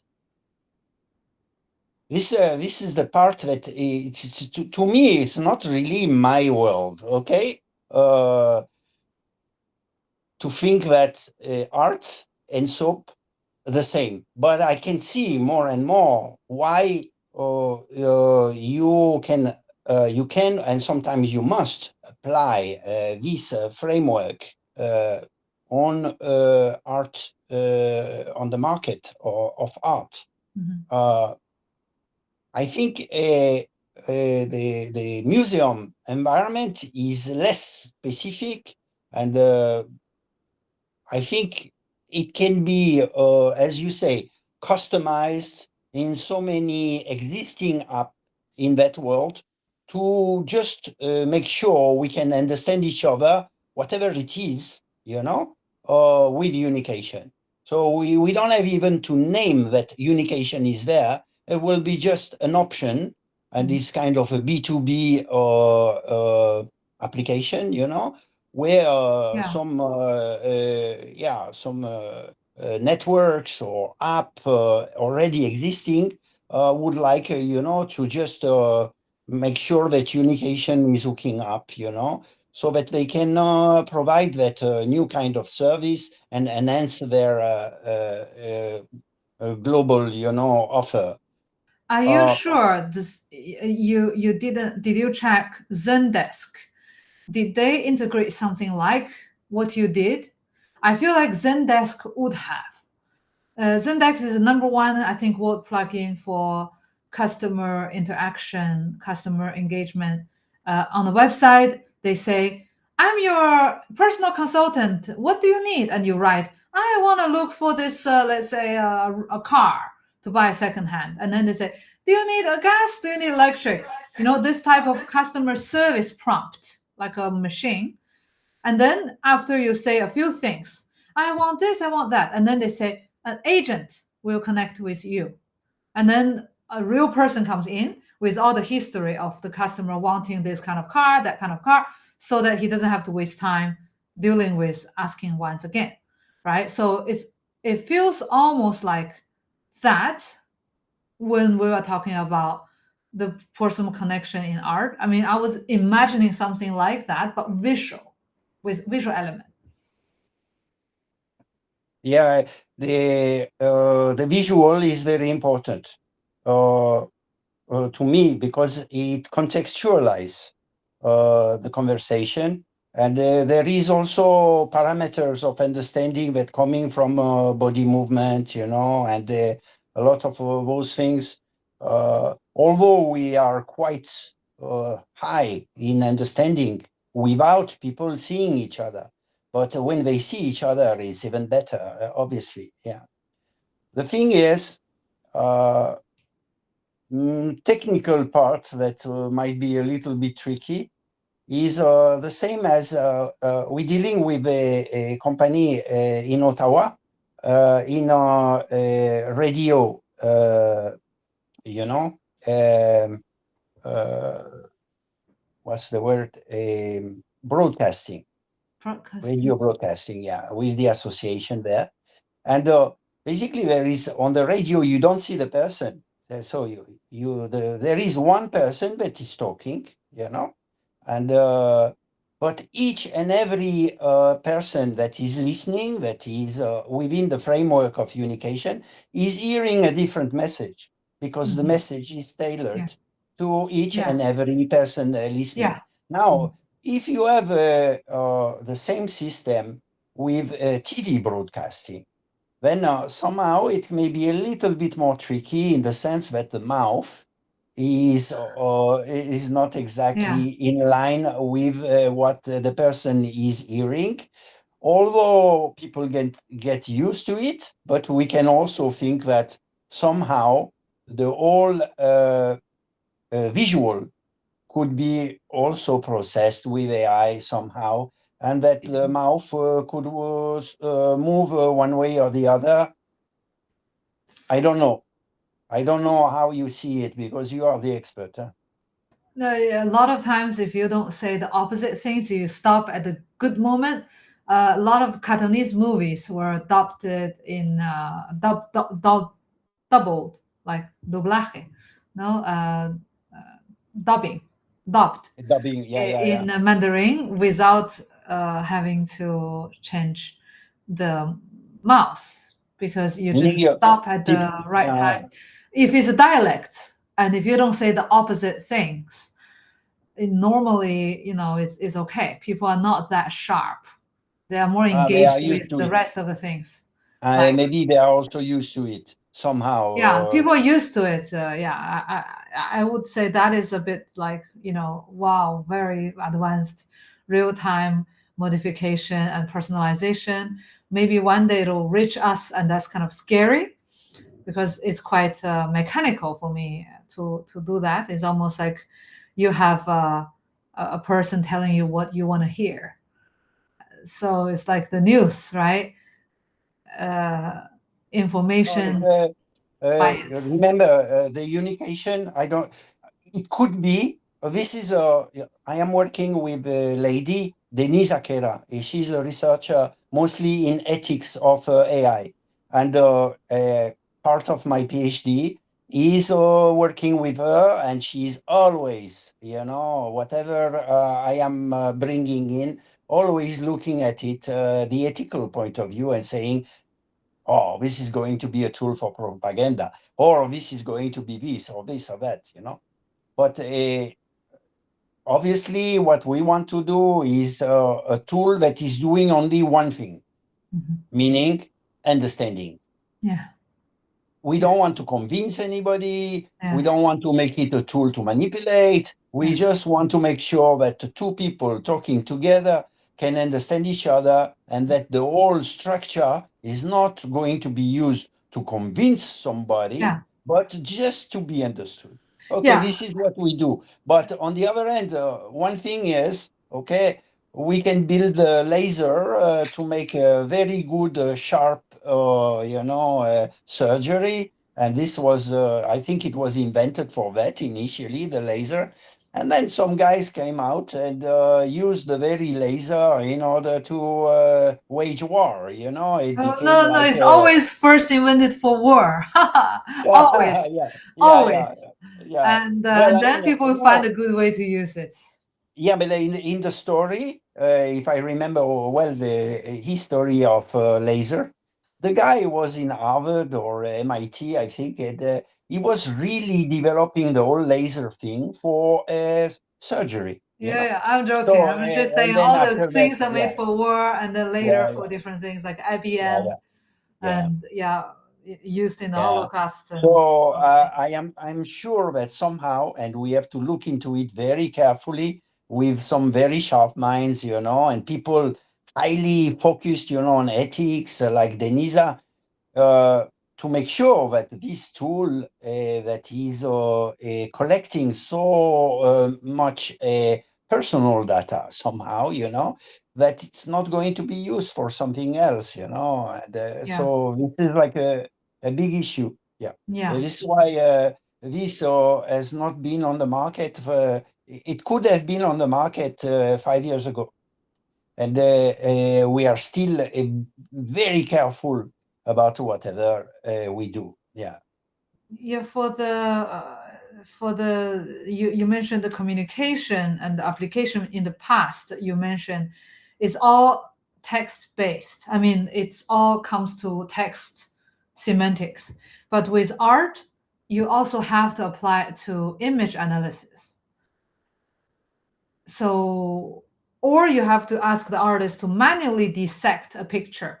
For example, the first layer, I use this oil, I use this pigment, and then the second layer, and then it looks like this and that.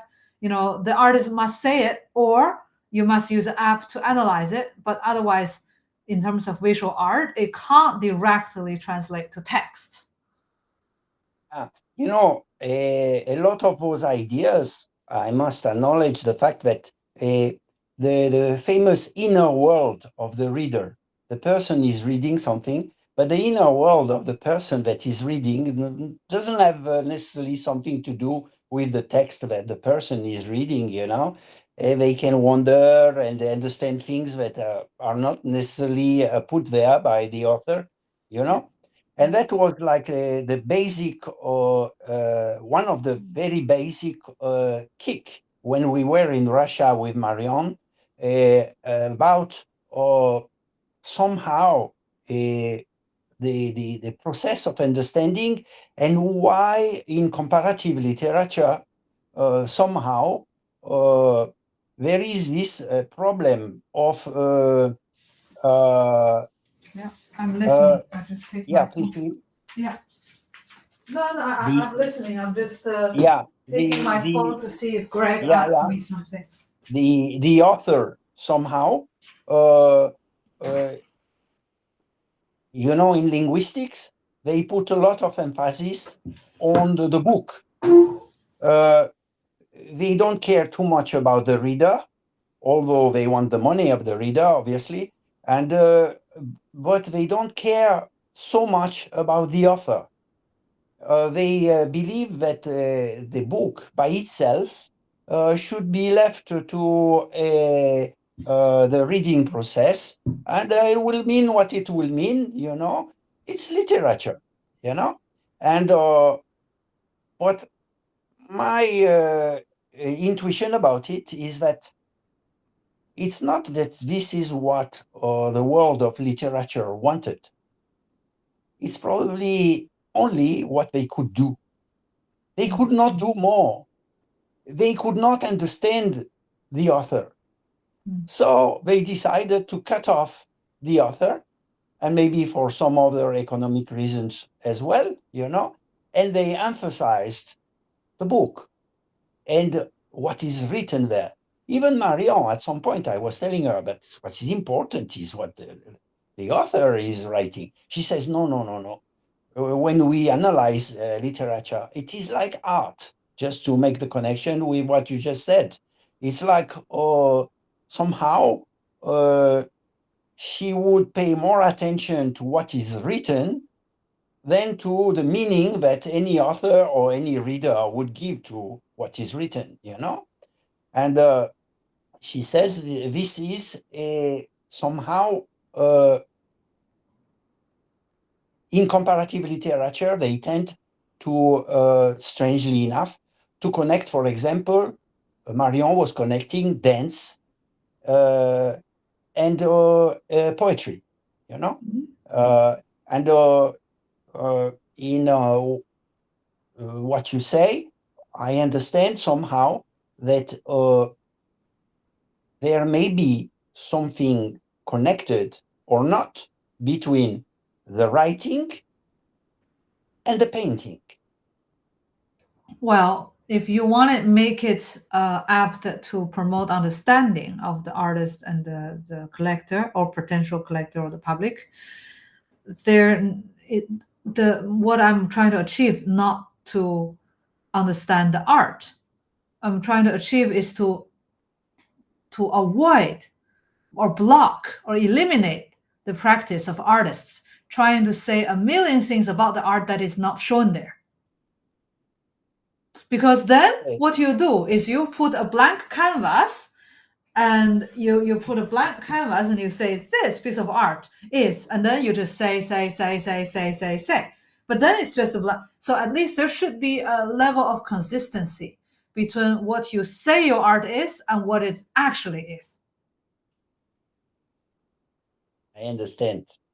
It's a wonderful topic, eh? Because a lot of when, artists say there's yeah, a million freaking thing, and I just see a piece of toilet paper. I agree with you.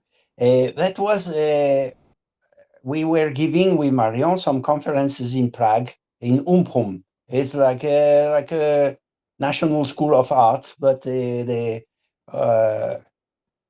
Prague. And it was like a master degree of international students coming from all over the world there, you know?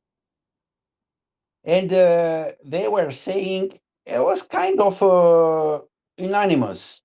They were really upset with any kind of text or words about their art because they say it is hegemony of speaking and literature and on their art that doesn't need anything else but the very artifact, you know?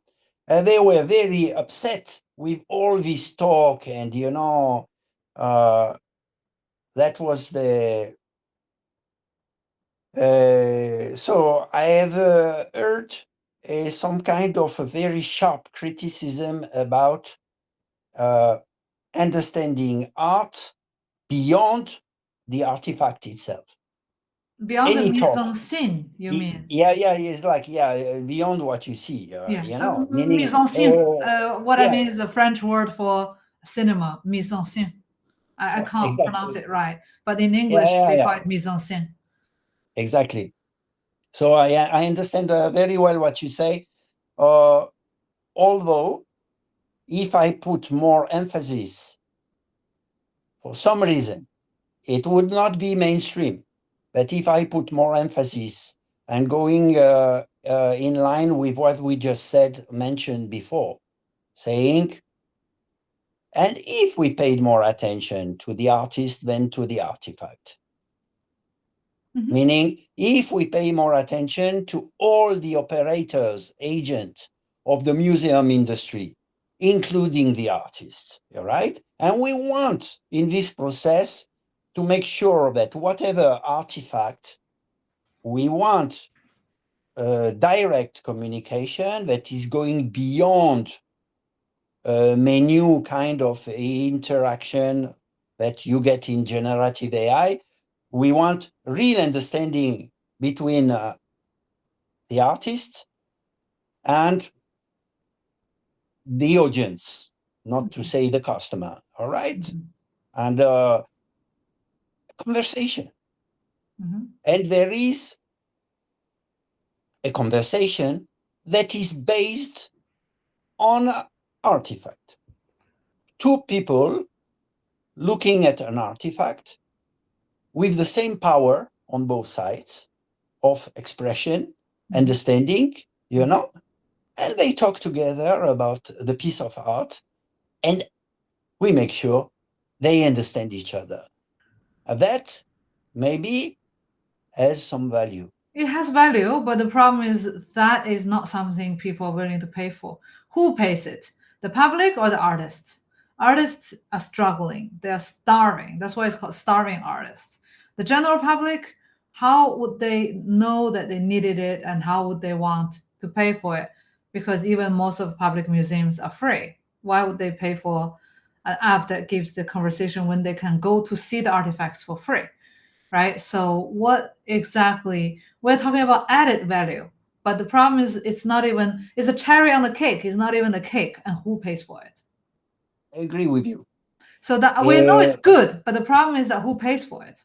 Yeah, I know. Alex Ackerman, my advisor, the mentor in a startup in Israel, saying exactly the same thing when we approach the question in the aviation, and every 20 sentences telling me, Rody, who is going to pay for it? Mhm. And the question moved to something else, meaning I have improved a little bit my approach to it. The question Alex is asking second question is, okay, Roddy, if nobody is paying already for it, Mhm. it's going to be difficult to find Yep. somebody who is going to pay for it. But can you make the exercise coming back next week, telling me who is already paying for it? Yeah. Question for you. In the art industry, who is already paying for understanding each other and understanding the artist, or the artist understanding the customer or the audience? Who is paying for it already? No, there's no such. So far as I know, I can do more research, but as far as I know, that there isn't such a, and that's why customer education comes, and you need to burn a lot of money. And you probably have heard about the second commerce advantage, is that when iPhone taught everyone how a phone doesn't need keyboard, and then suddenly Samsung came and Oppo came and everybody else came and started to take the market share. And the market share in most countries today, iPhone is not more than half. It's less than half. And they are the first, right? So they spend a lot in customer education, yet the fruit after they grow it is stolen by many other brands. The second comer.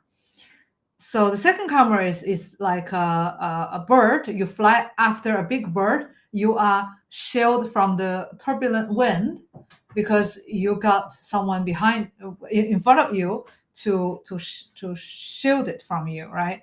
So you get it easy. You have a free ride almost if someone else did it. So in art, so far nobody has really done that. Interesting. I can do research to see if some other let's, similar. Let's turn the question. Mhm. And who is losing money because of no understanding?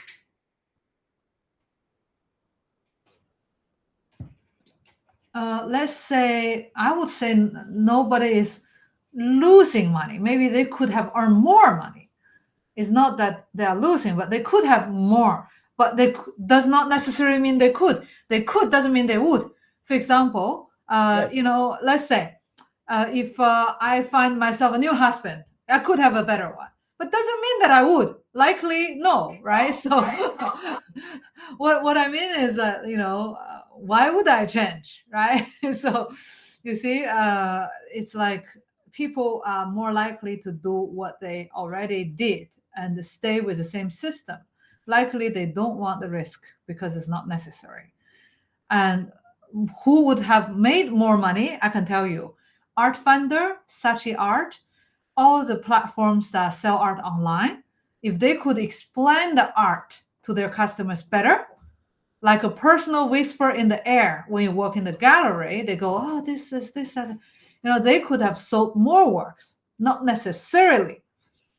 They could. Maybe yes, maybe not. We would need, in order to break into that market, to demonstrate it. If we can make the proof that they make more money with understanding than without, then they will buy. I would actually say that in order to convince them to pay you, because their margins already not big. Like gallery have 50%, they have like 25. So what I mean is, if to make money out of those players, they need to see something more with more credential. So for example, if you say you are working with the MoMA and you are having this audio guide interactive to help have people say, this piece of art, tell me more, I like it, I don't like it, can we discuss about it? So then they would be more convinced if you have a museum as your customer, because museums are the status quo in the art world. So that's why that's all comes with, if you can convince one museum to use it, then you can convince one company, then you can convince another company. So then it snowballs. Yeah, I see. Yeah, you tell me if you are not interested in what I'm telling you, but I'm going to step a little bit aside. The process why we chose the aviation is because you cannot avoid mistakes, and the mistakes is very costly. Yeah. And if they want to decrease those mistakes or to maximize, or they want to get rid of as many mistakes as they can, and so they are very prone to use unication, both in the training and eventually in the operation. But at least in the training, they are already trying their best to make sure that people understand each other, because so they build externalization and formalization and conceptualization and jargon, the whole thing, to make sure to minimize human mistakes. Yeah. But obviously in art, they're full of human mistakes. In the museum. Oh my God. It's just full of human mistakes. But I would imagine that the mistakes are not costly. Mistakes are welcome in the art world. They are too tolerant to mistakes. I would imagine it in the military application, because it also costs lives, it costs a lot of money, and they have money, if it can be used in the military. But then the thing is, there is an ethic problem in there. And also, to get into the military, you normally need to be incorporated into them to propose something. Otherwise, the data is too sensitive. They're not going to invite a foreign, or let alone non-military unit to intervene with their training. So then the next thing I would imagine is medical. But again, you need credentials. And then the next thing I would imagine is more like a public service, like a bus drivers, like all this civil servants in the public service. You want to minimize error for better customer service, and also for the minimum training, because they don't have training you have people in the post office. Last time I saw, it was like, I don't know, 20-year-old girl working in the post office. She was like a baby. I was like, are you even an adult to be working here? And she's like, I'm new. I'm like, wow, I see that you're new. You're brand new from your mother's womb. I mean, she looks so young. It could be just a look, but she was very young. And she didn't have much training. Well, at least not 4-year university training to be in the post office. I think she needs less than that. But what I mean is also caregivers. You can have a patient who cannot explain themselves because they are in pain, they have some disease, and they need to communicate to the caregivers to say, I need some, I don't know, I need to change my diaper or something. So there are a lot of scenarios that could need better understanding at minimum cost and minimum effort, fast-paced, and people are willing to pay for it. Yes. But art is not one of the industry. I can give you 10, 20, 30 other industries that might need it better. I know. But obviously, my most interesting interaction with you is art. because you are the expert in the field. You also training people, and you are an artist yourself in a very specific field. And I don't feel you call yourself only a technician in the world of video. You are a researcher. In that arena,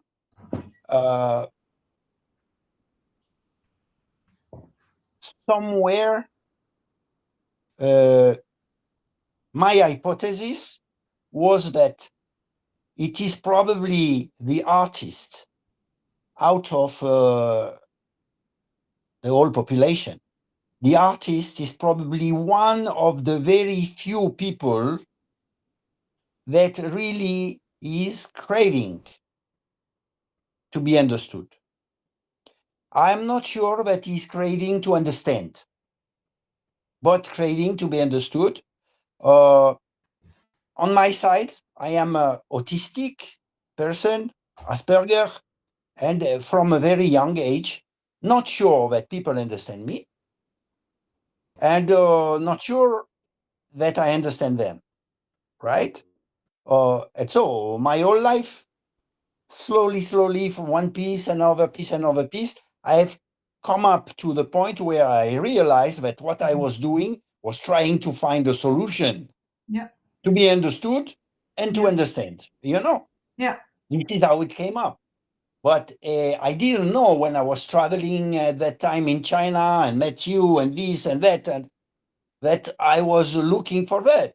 But this is what was, on the move, right? And in that position, I remember my father telling me, Rody, what is important is not what you think, is what you say.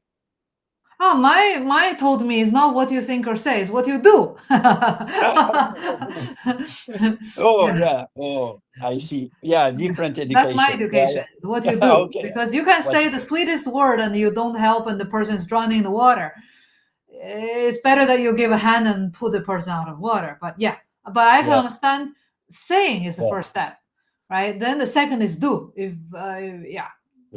What you So- do, you will be judged by your deed. What you do about it. But also what you say, if actions are not that important, like life or death, saving someone from a drowning, I don't know, river. If it's not that dramatic, saying is also important. It's about how you convey your ideas. And we all have nasty ideas in our head that probably we don't say to nobody. And I feel like it could be, if I were applying it, I would not apply it to art. I would apply it to art therapy. I would apply it to, like Clarity. Where there is this kind of interaction. therapy. But But the thing also, if you look at it, well, I should not generalize, but well, I have seen my parents selling the paintings, especially my mother, because she was the one in taking that role.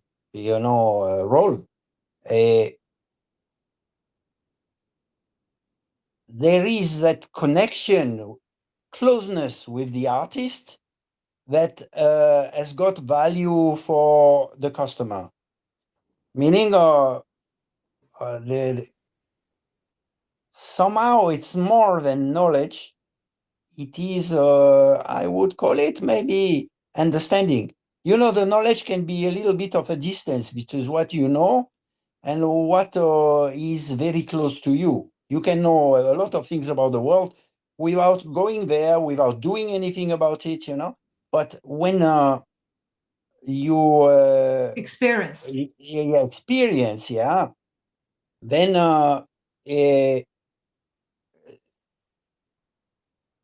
I believe that the act of selling artwork by an artist or somebody that is close to the artist, maybe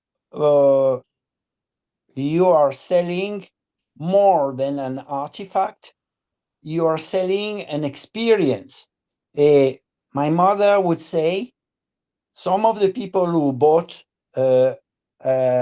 paintings of my father in the gallery, they are buying because they are enchanted Yeah. by, they are not just buying the artifact, they are buying a meaning and a moment and the feeling that they can experience something, and they putting value on the experience. The artwork somehow is a very important component of the process, but the connection that the salesperson is establishing between the customer and the artwork, this is a large part of the value, maybe. You see what I mean? And Yeah. maybe in the field of art, this is one of the very special market or business where the connection between the products and the consumer, the customer, is a very high value, higher value than in other fields, maybe. I Yeah. am suggesting. Yes, yes. So that means I would imagine the application of this in a totally different way. So what I would do if I were to use this piece of technology is to open a platform online like Art Finder, like Sachiart, like Flecha, which is actually one of our partner in Madrid. They have around 900 artists to sell in Spain. And I would go for, let's say, a platform for artists to, when they register their artwork, when they upload their artwork, they need to give a full bio, they need to describe each work with extensive vocabulary, and they train their, let's say, mini AI assistant to introduce their work in a way to interact with customer. And then when the customer comes in, they can interact with mini artist storefronts, with mini artist explanations, and all of those is packaged as online micro interactions and experiences. So that would be working, but to convince someone who is from a traditional world with already hundreds of thousands of artists, it's impossible, because for them to get this data from the artists, there is so much work to go back in the artist and say, please upload this data. It's going to take as much work as building a new platform. So what about raising fund, pitch process?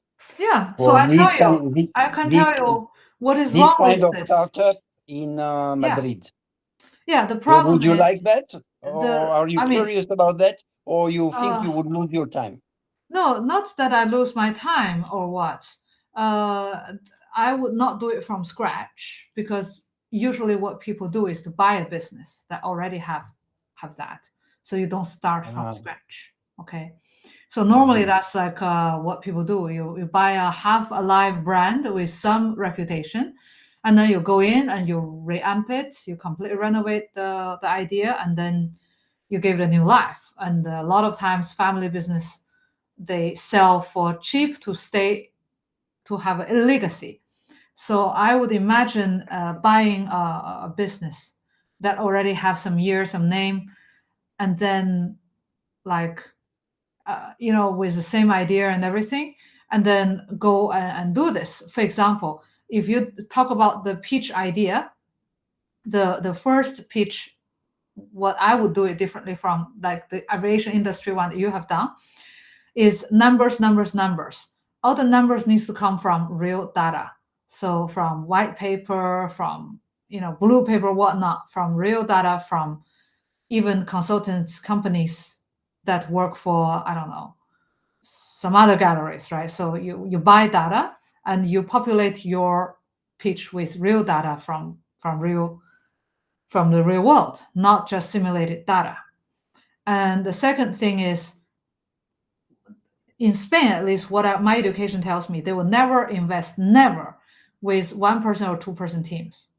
A team consists 3 people. Problem with 2-person teams is usually they have the ping pong effect of 50-50. Nobody can convince nobody. And 1 person is not a team. Nobody would invest in a solopreneur, period. In Spain, at least that's what my education told me. I went to the best business school in Spain, top 3 in Europe, the brother school of HEC. My professors came from HEC. Basically, yeah, so they never invest in 1-person teams. So you need a team of 3 people. Qualified or not is a different thing. Numbers are numbers. If one, the most qualified, they will still not do it. And then the user profiling still needs to be a little, because if you're doing to C business, you're not doing to B. So the target audience, the customer profiling is still much more important than doing to B business. Because if you do to B, it's just like if one high-level management says okay, it's okay. You need to convince millions of people who have different ideas. So you need more market survey, market research. And you need to do that before you go and do your pitching. We did that in our practice pitch in my business school. I did a incubate art, which is an incubator for artists. And that was my idea 12 years ago. And I did the pitching 10 years ago. I ranked out of 50 projects, we ranked top 10. So we went to the final round. And finally, I ranked top 6 and number 6 because I did it as nonprofit. And we were the only nonprofit in the whole 10 finalists.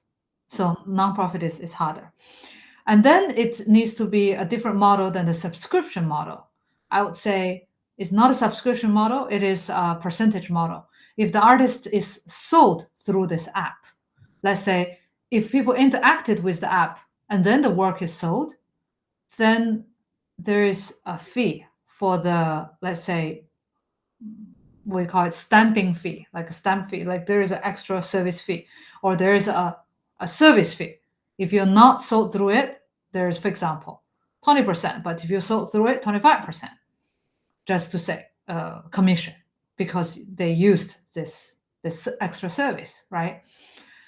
So that would be a more fair model, because some artists believe that they don't need it. Fine, then then the data will show that most people will interact, right? And then the exit plan. That is, if this app is successful, the exit plan is to sell it to Saatchi Art, right? Become a part of Saatchi Art. Why not? Sell it to, I don't know, Gagosian. I don't know. Sell it to a big gallery like Whitechapel. Whitechapel Gallery is number 1 nonprofit in the UK, 125 years anniversary. I was there last month in the mid of June. So yeah, so that's my comment. And obviously, without those taking care, there will be not project plan. Fair? So if I reformulate what you just told me, the key factor from your point of view would be not to start this from scratch, but rather to buy an existing network in which this unication would be implanted, and to enhance the quality of the very network platform that we buy with the unication, and at least, if I understand well, the platform that we buy must be already making money. Not necessarily. Most of them just break even. Like I know some smaller ones, they break even. Like they can afford to go to 3 art fairs a year. They can have 1 employee, 1 founder getting a salary. So they break even. If they So have, they have shown that it's working. They're not yet making money. They want to sell it for more money than basically. Usually they work very hard in order to reach that point of breaking even. yeah, And they work hard. so they want to sell it more. But this is the right time for them to sell. But it's also the right time for us to buy. Usually there's not right time happy ending for everybody. There's always someone who get more, someone who get less. Ideally, you get it when someone is retiring. I have some people in mind I know that who are retiring, who are reaching an age that they cannot work anymore. They need to sell it. So they don't want to sell it too expensive because they don't want to sell it to a soulless American enterprise. You show that there's a promise, that there's a code of conduct, that you will not turn it into whatever company in at least 5 years or 10 years. Because after that, who knows? So you give like a promise letter that in the 5 or 10 years time, you will not do this and this and that. Like you will not flip it and sell it more expensive to Saatchi Art in 5 years. But in 10, maybe. So there is like a negotiation because most people want to keep their legacy. Do you have somebody in mind? Yeah, I have a few in mind that I know. And there are even some local galleries that they have a name, like someone I know in France, not to hint, someone that you know as well. Like this person can sell their gallery, but keep their domain name and the legacy.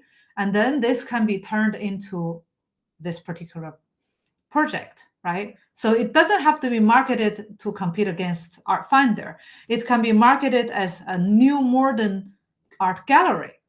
Like a Carré des Artistes is actually not a gallery for me. They are a platform, like Art Finder. They are a mall, shopping mall, but they market themselves as a friendly gallery because it's the only way to differentiate against the big American enterprise. But for me, they are a platform, not a gallery.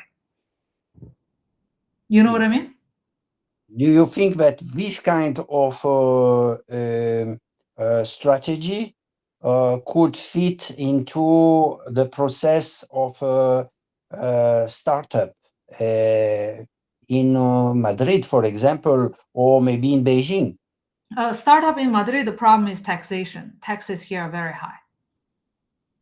So a startup where art is sold with a VAT less than 21%, yes, for example, in France, but they were already abolishing the VAT special for art. So we need a place where art is treated differently than the rest of the product with a better tax treatment. What do you have in mind? France, 10 years ago, yeah, but they're changing. I don't know what France is changing into. I don't know. But I would say if France is selling art not like a potato, okay, potato here has 10% tax, art has 21. So we need a place where they have better treatment for art for tax. Clear. What about in China for taxes? They have no difference for art. No different. Yeah. Do you think that it would be a right place to start something like that, Shanghai or Beijing or all over? Startup. No. Startup, no. Okay. Another country? Well, yeah. No, art like this, like maybe one day to do it, yes, not for you and me. Needs 100% Chinese team already incorporated in the venture capital world. We are not the right people. Ask me, I'm not. I'm the right people for Southern Europe for startup. I know because I did my education here.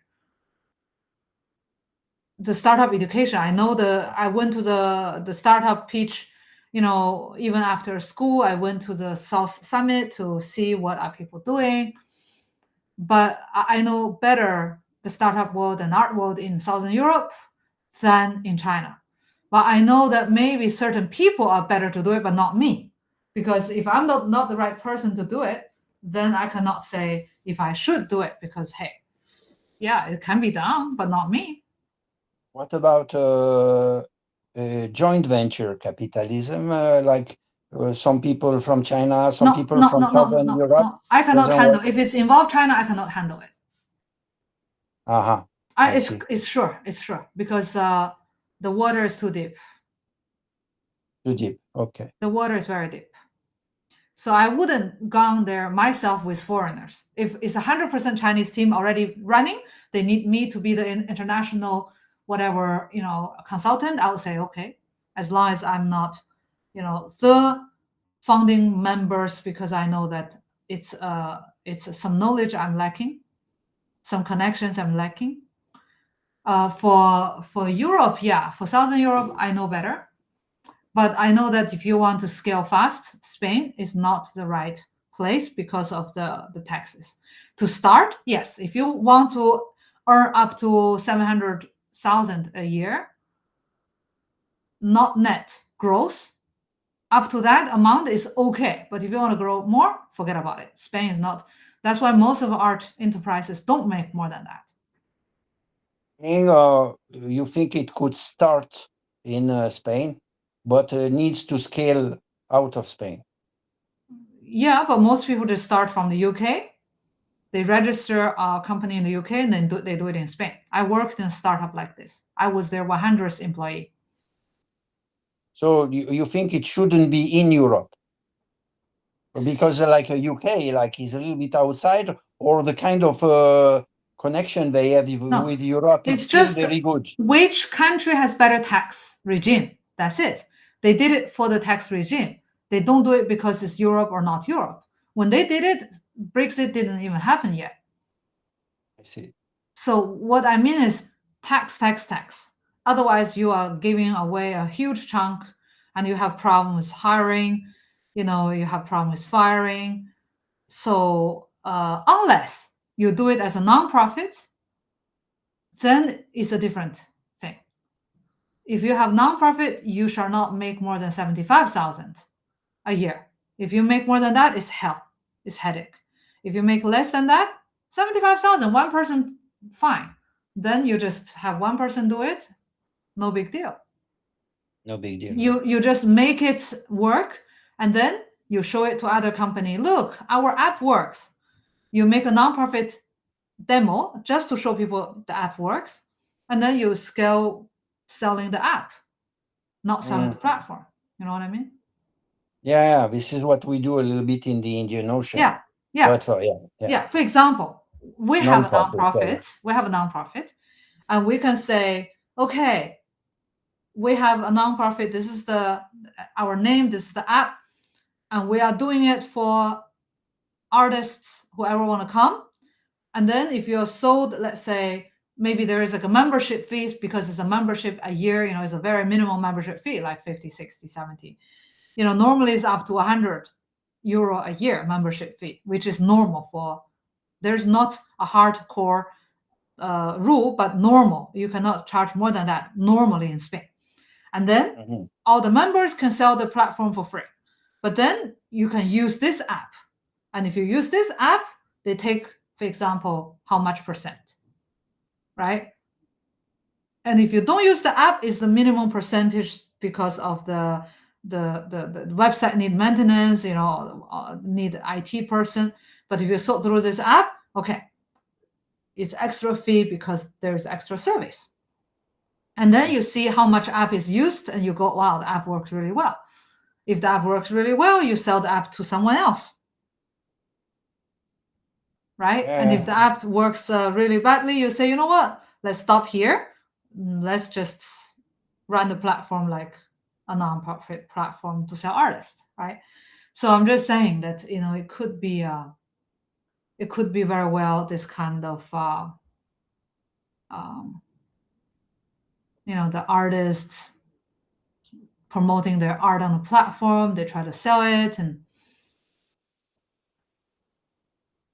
the two process together. One, to have some public funding for some specific development and proof of concept and everything specific for the art world. And so non-profit. And at the same time, 1 year, 2 years, 3 years, working very well in line for startup profit making.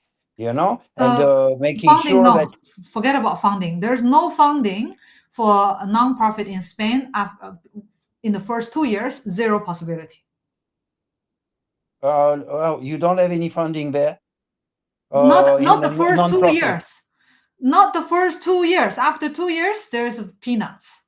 But for the first 2 years, zero. It's clear. It's like that. Don't ask me why. It's how it is. So why not create the non-profit in France and use it in Spain? Yeah, sure. You can Then create you a can get nonprofit in France and use it in France. Actually, you already know who has a art gallery that has a name, and it can very well incorporate, in the business world as well. Nonprofit is not the only answer. I'm saying nonprofit because we have a nonprofit. We don't have a company. That's why we cannot offer what we don't have, right? That's why I said nonprofit. My question is more the question about operation of a nonprofit. When you have your nonprofit association in France, you can operate anywhere in Europe, no? Yes. Operation, yes, you can operate clearly, no problem. That's not a problem. That's not my concern.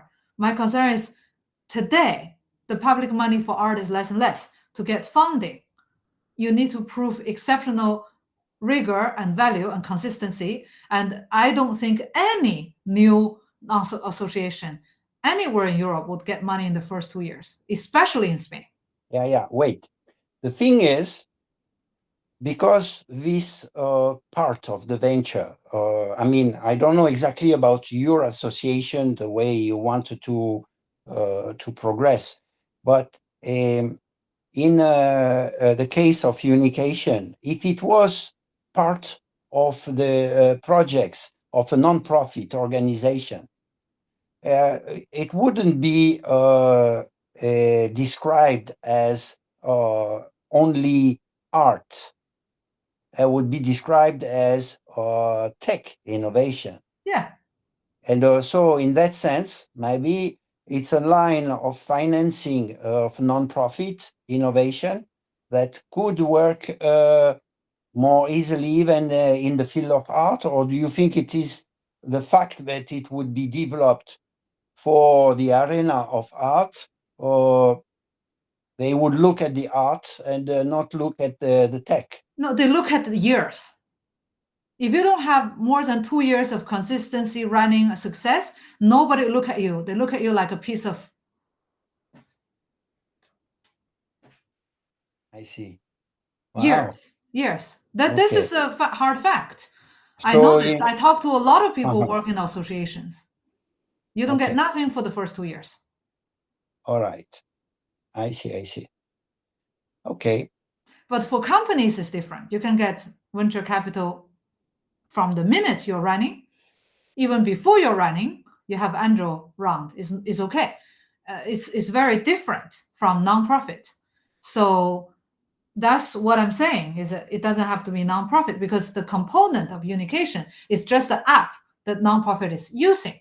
It's not even a part of it.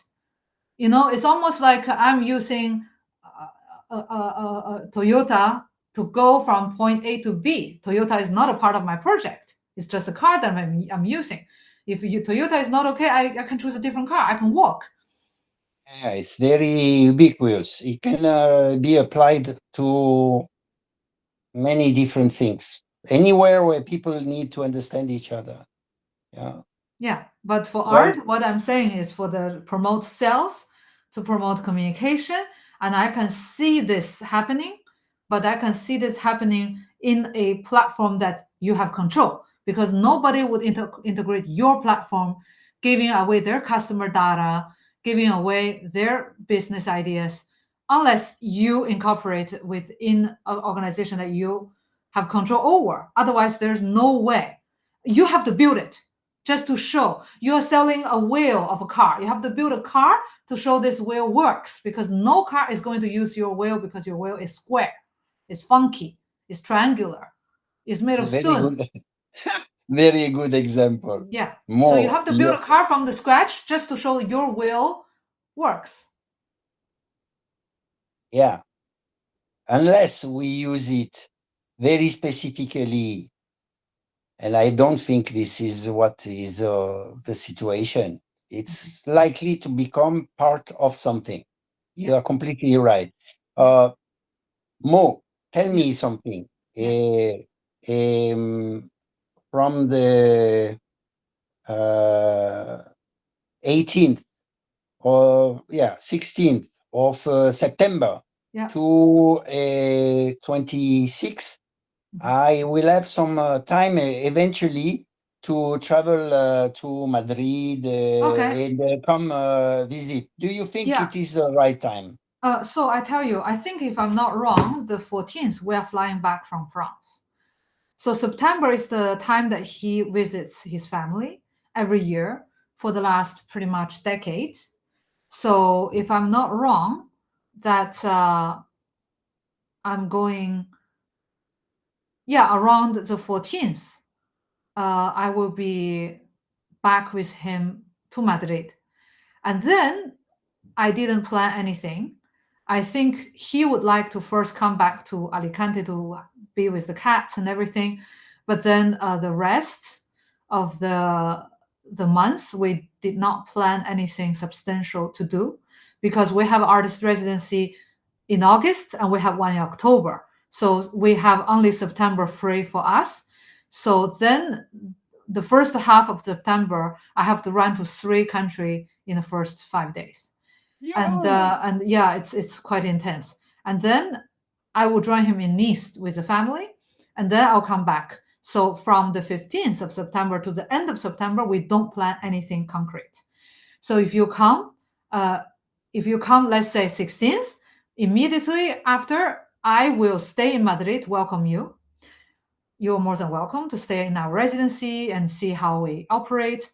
And then if you want to come later, likely what we do is we first come back to Alicante to rest a bit, to reconnect with the cats. And then when you are in Madrid, we make a trip to Madrid with the car or with the train. Basically, I think that's the idea. Right. Yeah. So it depends. Wonderful. If you come soon, I stay because he has to come back to the cats and he can come later. And if you come later, we will organize a trip just to meet you there. Okay. Yeah. Fine. So we can chat a little bit more about it. Is there like, are you using WhatsApp? Yeah. Yeah, I'm using WhatsApp. Eventually, can we connect on WhatsApp? Yeah, sure. If okay with you? Yeah, sure. Right. And that would be wonderful if I can come visit you. Yeah. It's a long time. Yeah, it has been a long time. Come over. Come over. We can. There are enough people to sleep. 4 people at once. The space. Yeah. Okay. 1, 2, 3, 4. Well, it has 2 floors, so 2 on each floor. Yeah. All We right. never had 4 Wonderful. people, but it's possible. Okay. Yeah. In the meantime, you are already too busy to think about a startup, or would you have time to dedicate to startup. Business startup? I mean, business for startup. profit. I would only move if I have the numbers from a white book. So numbers, real world numbers.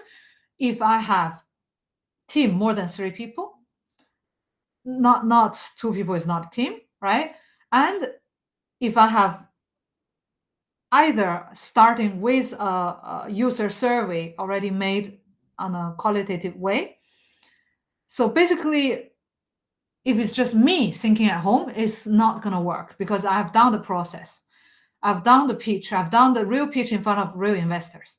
So I know that the driving force is number and people. Like number is that you know that real world data that is feasible, right? The minimum feasibility from the historic data. And then enough people to have a brainstorm. Then the next is the survey. So without of the 3 things, there's no point. It's just one person monologue with ChatGPT. Yeah. Yeah. Okay. So minimum 3 team. 3 people and the real world number. Okay. And you have in mind already, you told me, a platform eventually. No, the platform, I know who will be retiring. He's willing to sell or not, I don't know. But he has a business turning over 700 to 800,000 a year that he's able to go to 3 art fairs and have pay full salary to 2 people. But after that, there's not much, because art fairs today is very expensive. Very expensive. I see. Yeah. Okay. So eventually it would be a potential target to explore if that would be the business that could be acquired through a startup No, I would say there are with the better options. unication ingredient. Yeah. There are better options. Oh, There are better options of whatever option. There are better options because they are already up and running and they did not put it up for sale yet. I mean that if you want to look for people for sale, there are more people for sale.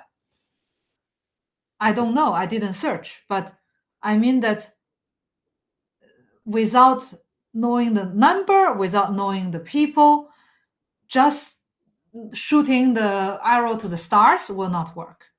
yeah, I understand. So meaning you would be ready just to explore,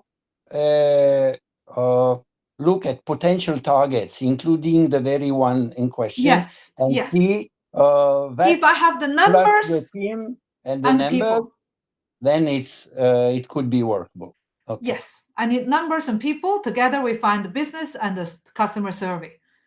It's a collective work, right? So, and the people, likely minimum MFA. Without MFA, it's not interesting. When you say MFA, what is this? Master in Fine Arts. You mean in the team? Yeah, in the team. It's not a high school graduate. I love art. No, that's not a team. Okay. Yeah, MFA minimum because you don't need a PhD, really. I mean, MFA is enough. Right. In the team, maybe some people in business like you, or MBA or MFA.